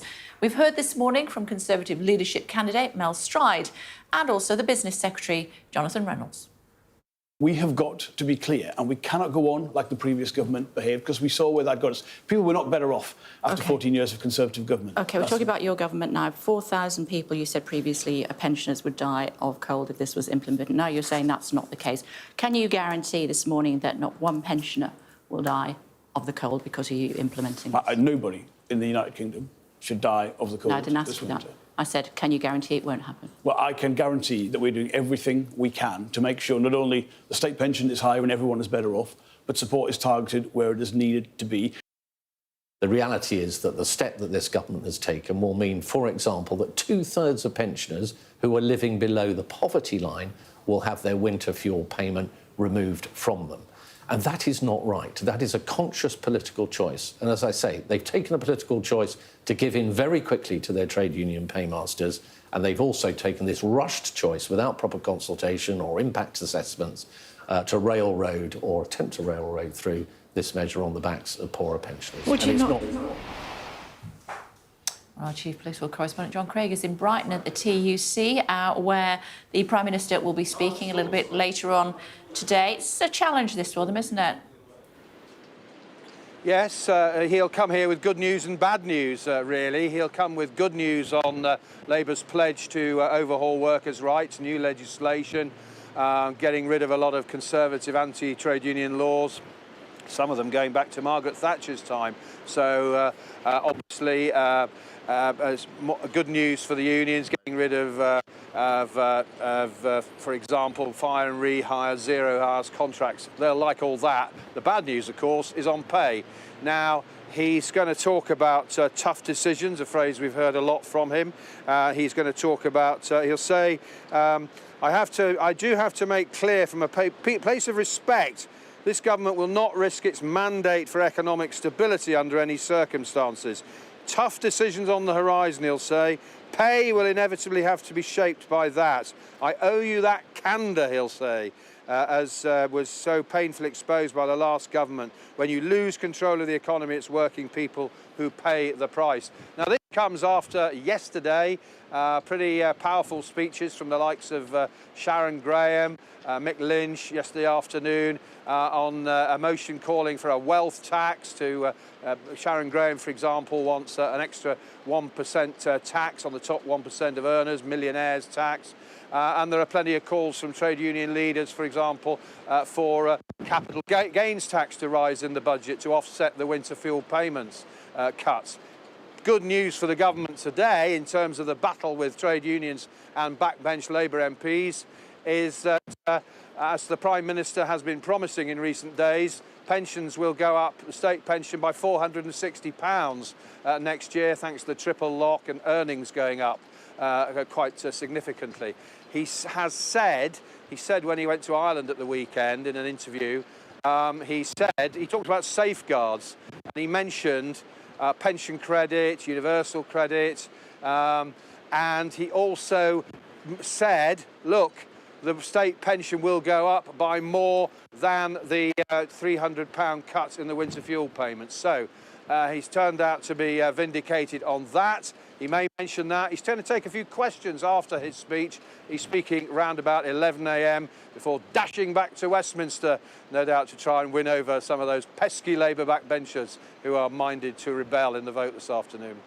OK, thanks very much, John. Thank you. Midday, of course, we'll be hearing who is the latest to be knocked out of the Conservative leadership contest. Let's get more on the triple lock and pensioners getting more money next year. Paul's with us. Hi, Paul.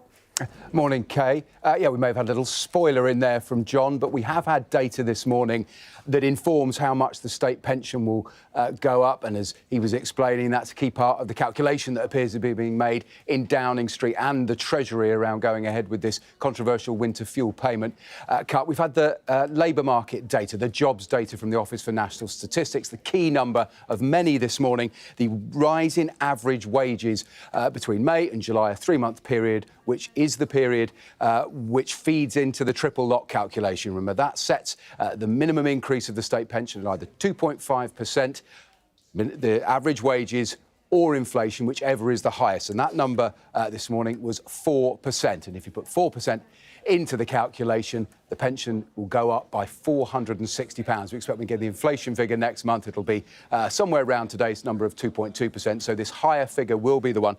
That £460 would take the state pension to £11,960. That's about £1,300, £1,400 over the last 2 years because inflation has been high.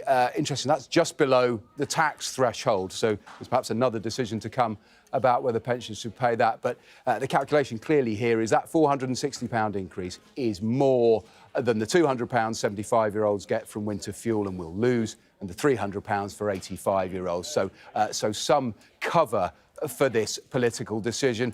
Otherwise, employment down slightly and wage growth falling. That will be welcomed by the Bank of England, who are looking at what they'll do at their next rates meeting. Still, the majority bet is that rates will be held in September before perhaps coming down later in the year.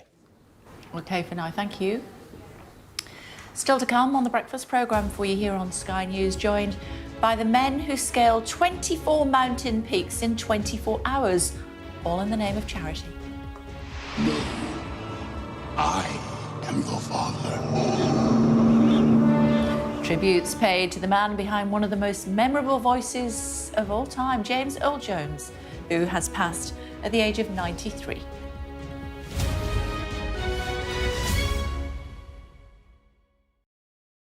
We're going to evict crazy Kamala. Donald Trump is an unserious man. The most incompetent and far-left vice president in American history. The American people deserve better. She breaks everything that she touches. Donald Trump tried to throw away your votes. Kamala, who's a Marxist. Imagine Donald Trump with no guardrails.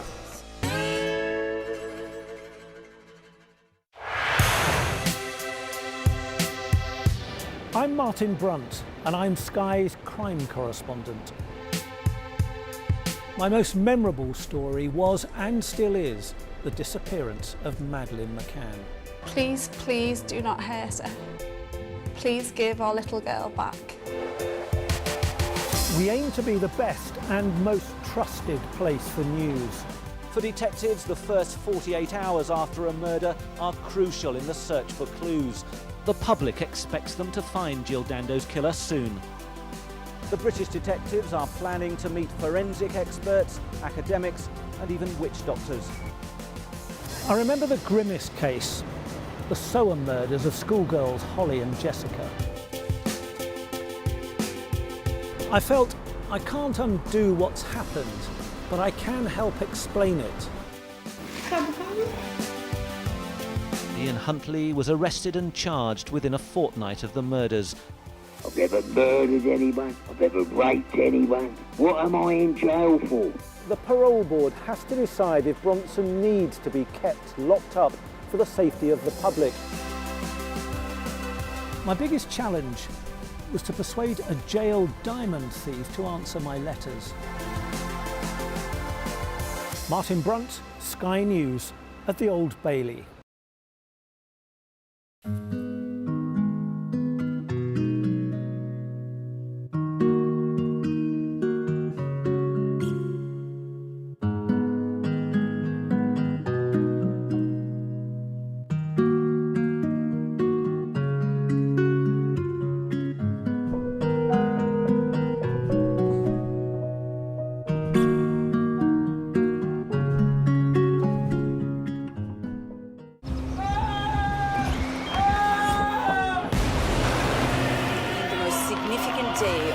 Conflict. They keep telling us that they want aid. And this is what's left of it. Tanks, heavy vehicle.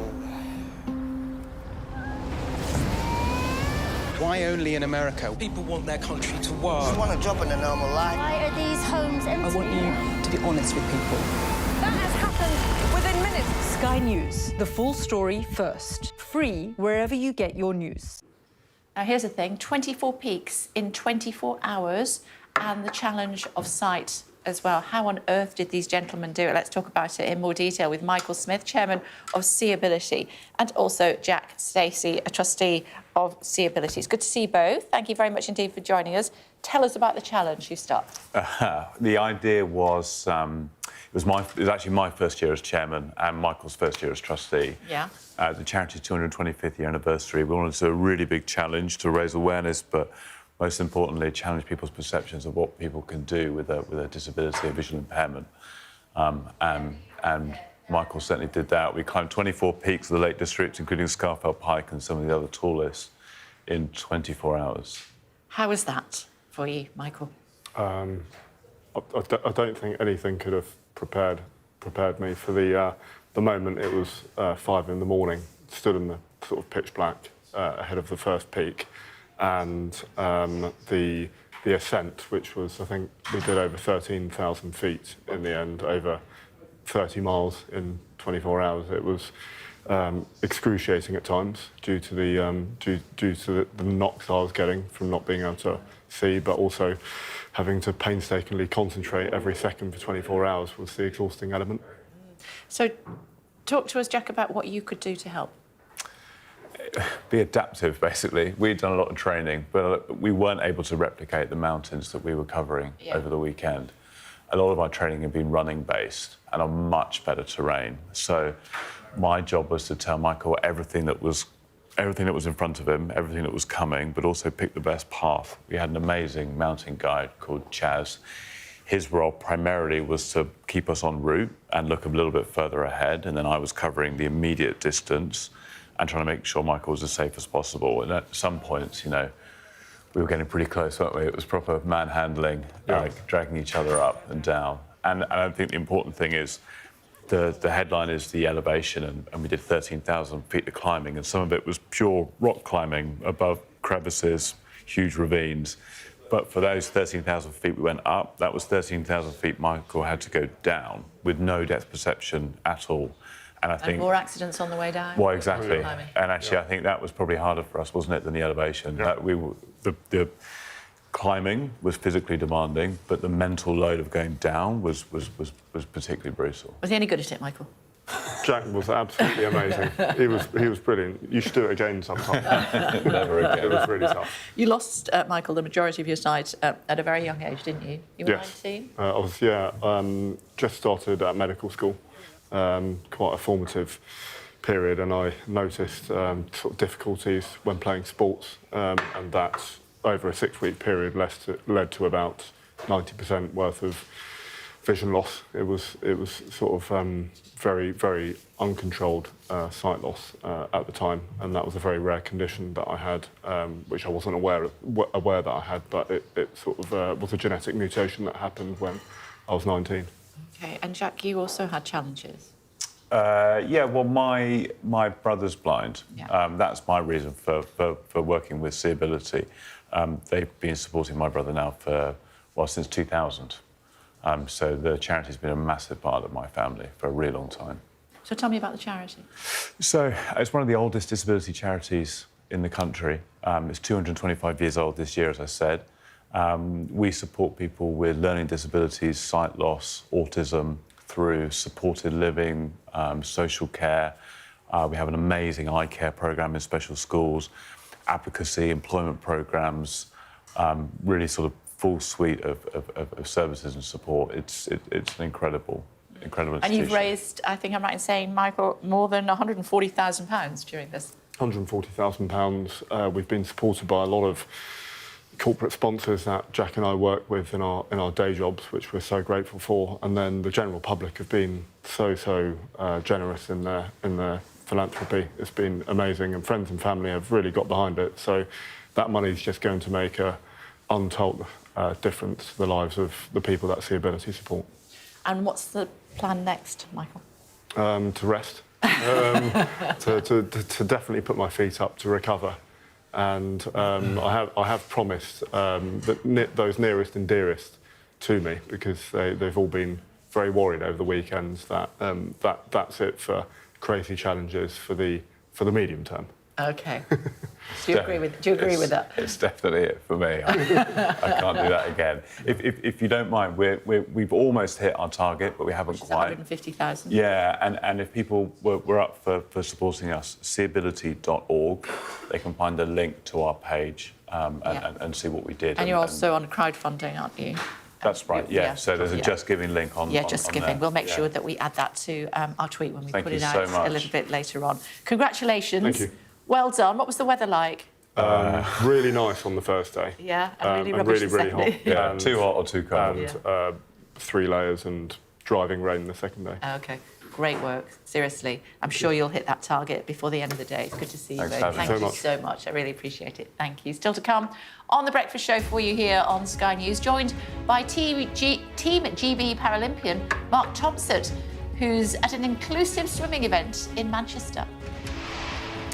And America's most senior diplomat is in London to meet the Foreign Secretary and the Prime Minister. We'll talk about that.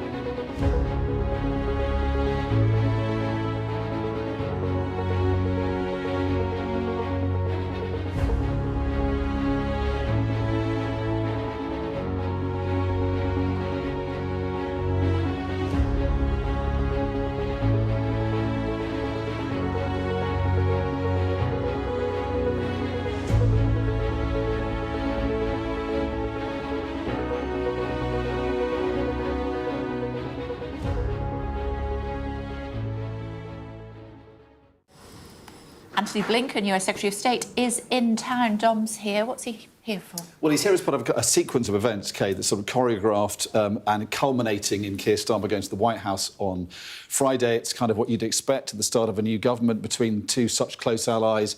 So we'll hear about the strategic dialogue they're talking about, which is basically both sides talking about things they think are important: intelligence, security, the war in the Middle East and the war in Ukraine, and about the special relationship, which we always hear about from diplomats, which I think it's fair to say is more special for Britain, because it allows us to punch above our weight in the world, leverage our relationship with a very powerful ally. For the Americans, it's more sort of special when it's useful to be special. But that's the kind of the bread and butter of the meeting. But I think it's fair to say it's going to be overshadowed by events in Ukraine, which are moving against Ukraine, Britain and America's ally there. Britain and America saying that they will do whatever it takes to help Ukraine. At the moment, it doesn't seem to be enough, because Russia is advancing inexorably around the city of Pokrovsk, which is in eastern Ukraine. It's a key transport hub. And in recent days, the Russians have taken one village after another. Now, if they take Pokrovsk, then they... Time's running out because winter's coming, so they're doing this now, yeah? It's a big push before winter, but it may well be successful. If they take that city, it's a transport hub, and the Ukrainians may have to pull back from Chasiv Yar further northeast, and that effectively will allow the Russians to take the whole of Donetsk, potentially.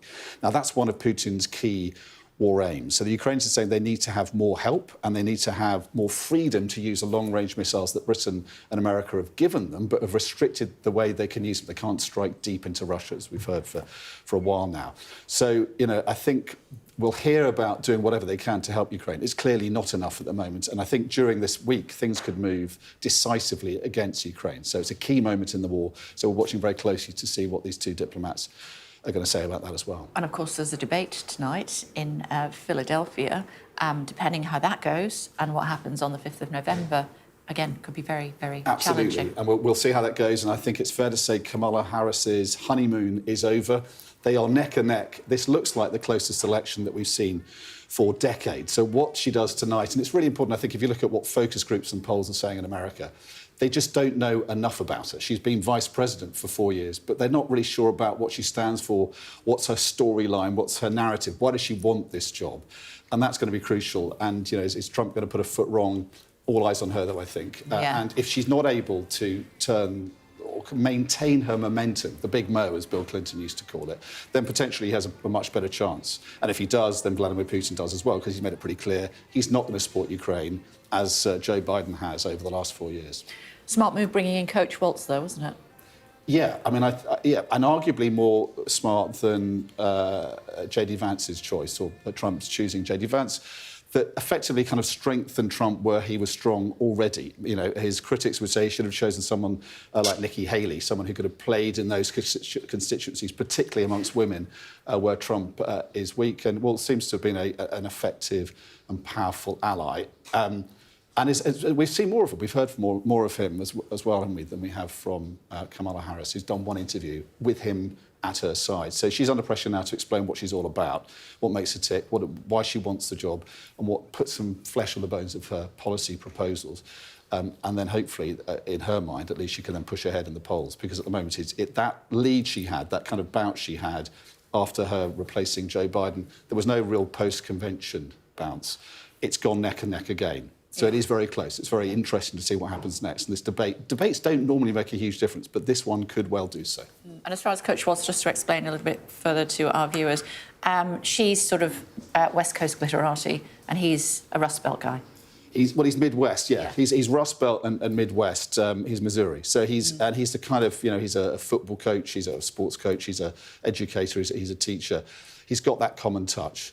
And she, in some ways, is seen as rather aloof, but also, as you say, a West Coast Californian liberal, a prosecutor, a lawyer.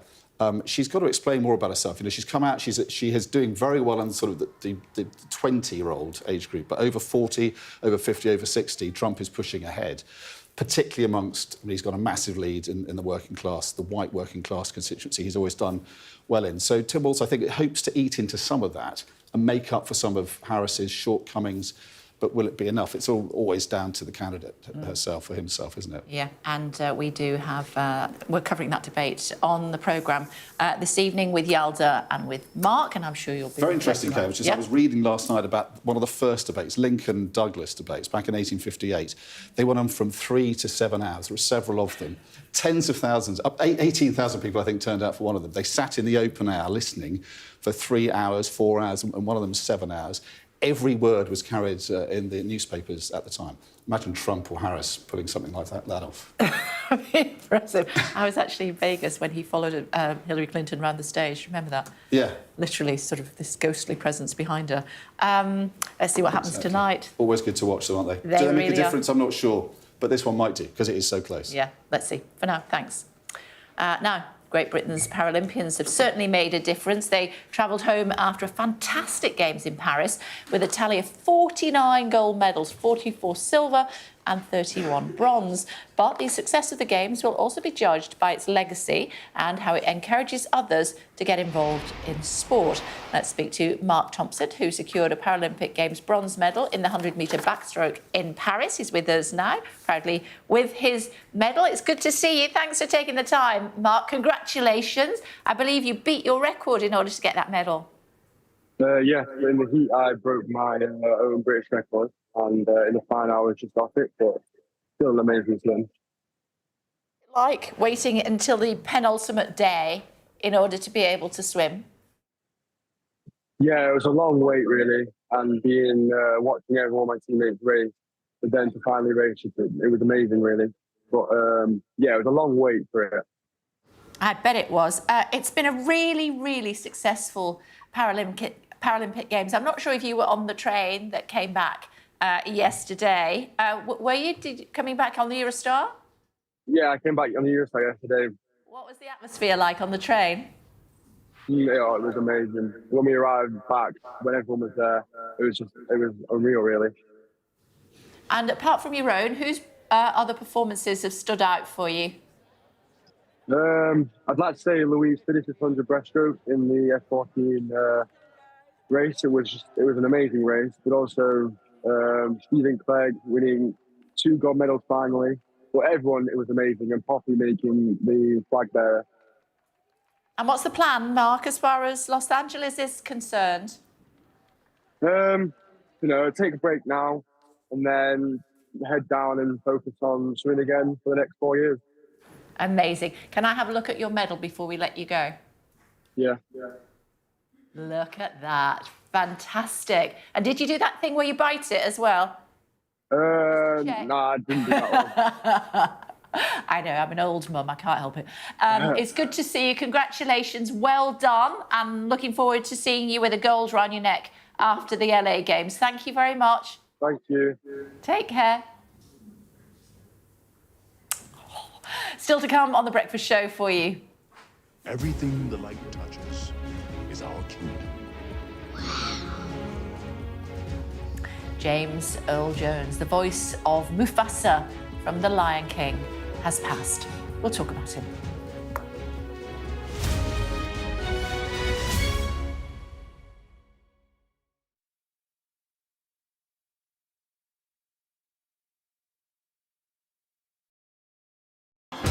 We're going to evict crazy Kamala. Donald Trump is an unserious man.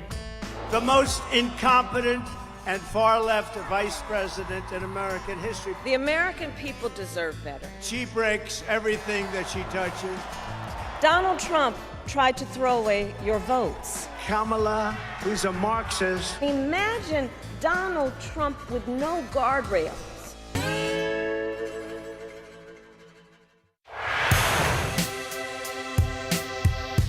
I'm Martin Brunt, and I'm Sky's crime correspondent. My most memorable story was, and still is, the disappearance of Madeleine McCann. Please, please do not hurt her. Please give our little girl back. We aim to be the best and most trusted place for news. For detectives, the first 48 hours after a murder are crucial in the search for clues. The public expects them to find Jill Dando's killer soon. The British detectives are planning to meet forensic experts, academics and even witch doctors. I remember the grimmest case, the Soham murders of schoolgirls Holly and Jessica. I felt I can't undo what's happened, but I can help explain it. Ian Huntley was arrested and charged within a fortnight of the murders. I've never murdered anyone. I've never raped anyone. What am I in jail for? The parole board has to decide if Bronson needs to be kept locked up for the safety of the public. My biggest challenge was to persuade a jailed diamond thief to answer my letters. Martin Brunt, Sky News, at the Old Bailey. I say, bring it on. With America divided and tensions running high, get ready for an election like no other. Join our teams as we follow the campaign trail as America decides. We will win, win, win. Get closer to the action this US election with full reaction and analysis. Sky News, the full story first. Traveling is not just about the destination. It's also about how you get there. Fly Emirates, fly better.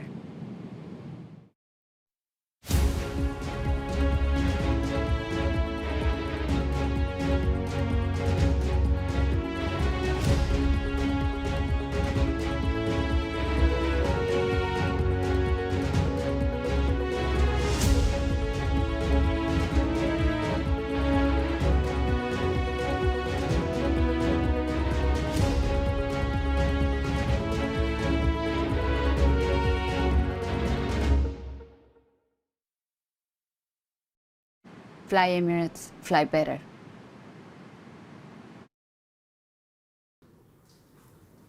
Hello again, everybody. You're watching The Breakfast Show here on Sky News.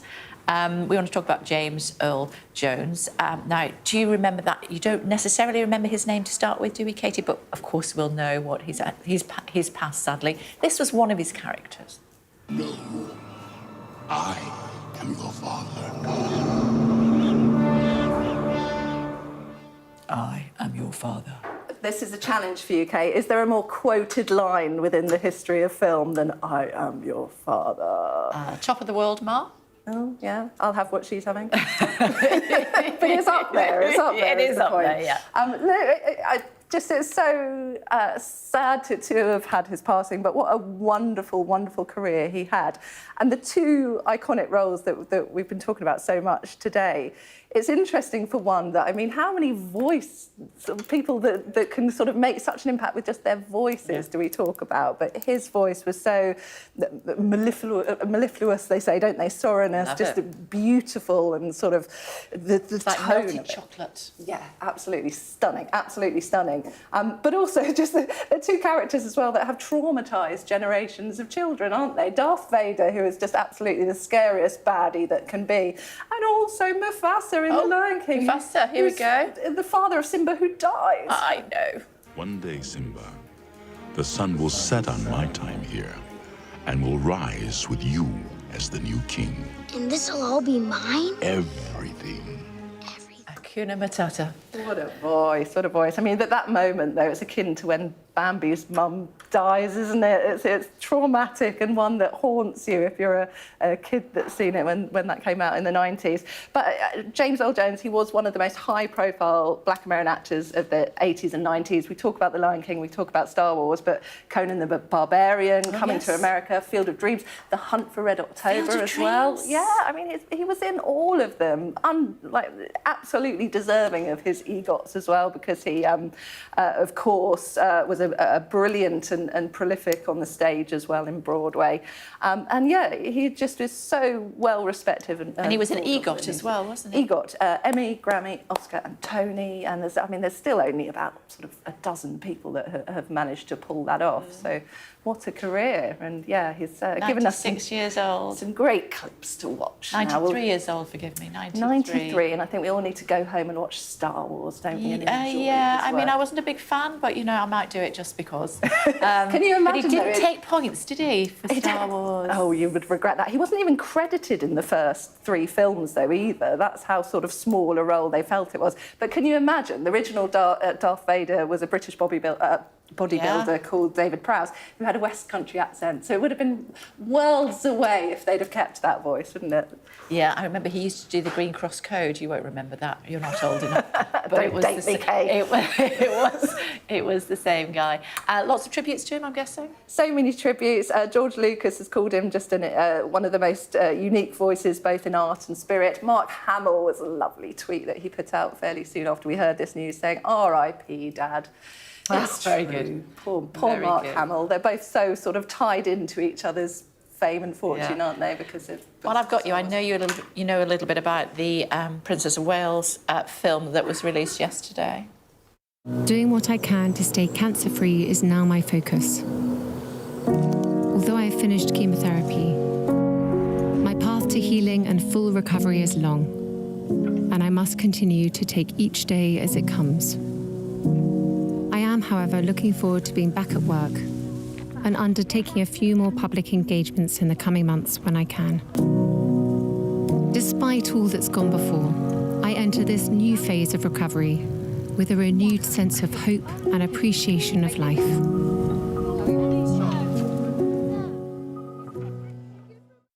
Who made it? An influencer who does London restaurant reviews called Will War. It's worlds away from who you would expect to be doing videos for them. And it is so different, isn't it? It's this sort of Hollywood relaunch of them, really. Yeah, it's really glossy, isn't it? I mean, the styling of it, that very filmic look. People are saying, oh, it looks like the late Queen's kind of cine films on the Balmoral estate. But it's been done like this for a person. There is a sense of nostalgia to it. But, you know, this is what they want us to see, basically. Who knows if every single day of their summer was like this, you know, frolicking in Norfolk. I doubt it somehow. But this is the image they want to show of a strong family unit, I think, ultimately. And I think it's done that job. I think it will work for a lot of people. I think a lot of people will be able to look at it and go, yeah, we've taken the kids and played on log piles and the bat and the ball and, you know, driven through the countryside. So I think it's more of the people than previous films of the royal family, on the balconies, for example. It speaks to the fact that they want to engage with a younger demographic as well, doesn't it, really? For me, though, it just... I get that it would appeal to a more sort of global, younger audience, but it just seems so different to how we're used to seeing them, isn't it? The hand-holding and hair-blowing. And the kissing, the cuddling, it's really choreographed, and they're trying to make it sound candid. It's obviously what Kate wanted to do, though. This is how she wanted us to see the last few months and how she wanted to depict family life, the thing that she's drawn the most strength from. But, you know, it's going to split opinions. These sorts of videos always will. Do, yeah. But this is how they want to present themselves. Yeah, lots of symbolism, as we pointed out earlier, coming out you of like the the woods. trees, the trees, in the steering wheel at the driving seat. Driving forward, The fields of corn, though, I did think very surely Theresa May. they won't walk through a field of corn. Oh, they've walked through a field of corn. She's male gladiator, one of the two. Yeah, exactly. But this is clever. I liked this approach. I mean, you could do it if you've got Instagram, Kay. You just need the Super 8 setting. Let me look that. I'm sure I won't charge you Will Wars prices. We'll do one tomorrow. Super 8 setting. I have You no two idea. can be in the royal family. I have no idea what that means. With a As simple one of our filter. old producers used to call me rolling news royalty. This is for a global audience, as you were saying. Definitely is. This is them pitching themselves, not just to the UK market, but far wider than that, internationally. And that's how far their appeal reaches. You know, when she made the first video in March, it was watched by millions and millions and millions of people. It was BBC, though, wasn't it, that made that? The first video, they got them in to do it for them. This is a far bigger, glossier kind of look to it. Did they do this on an iPhone? That's a question, isn't it? Ooh, I bet you probably the influencers, they like to act like it's simple, but I bet it's not. I bet it's a DSLR. That's a question to ask, isn't it? I bet they did. It has a touch the Harry and Meghan about it, doesn't it? In that level of production. Wow. In that level of production, though. Going That's there, what I am going there. But it's what we're used to seeing from them. If that it was kind of level Harry of and Hollywood. Meghan, they would have been ripped apart for It that, does though, look do a you bit not think? American Riviera Orchard. It's got that same filmic look to it, hasn't it? Is he coming back? I don't know, Kay. What can I say? Maybe, maybe not. He's heading for his 40th birthday. He's probably focusing on that party or celebration. And is Andrew getting lobbed out the house? Depends what you read, doesn't it? Let's see, shall we? I haven't seen a removal lorry there yet. Yeah, I was reading that this morning, that the King wants the house back and he wants to put them in Frogmore House, Frogmore Cottage. Cottage, which is a bit of a misnomer because it's not a cottage as the rest of us know it. 6 bedrooms. Yeah, like It's not 2 up, 2 down. And the house is also, the lodge is more than a lodge as well, let's be honest. It's got about 30 rooms, isn't it? It's a pile, it's a proper pile. Yeah. So look, that's for them to decide, isn't it? Andrew has a lease on it, but can't afford the upkeep. So he needs his brother to help him. Yeah. Watch out for those service charges. That's where they hit you. I love a good royal chat. It's good to see you both. Thank you very much indeed. Thanks a lot. That's it from us for today. We are back tomorrow at 7 o'clock. A very busy day in politics. Do stay tuned our way.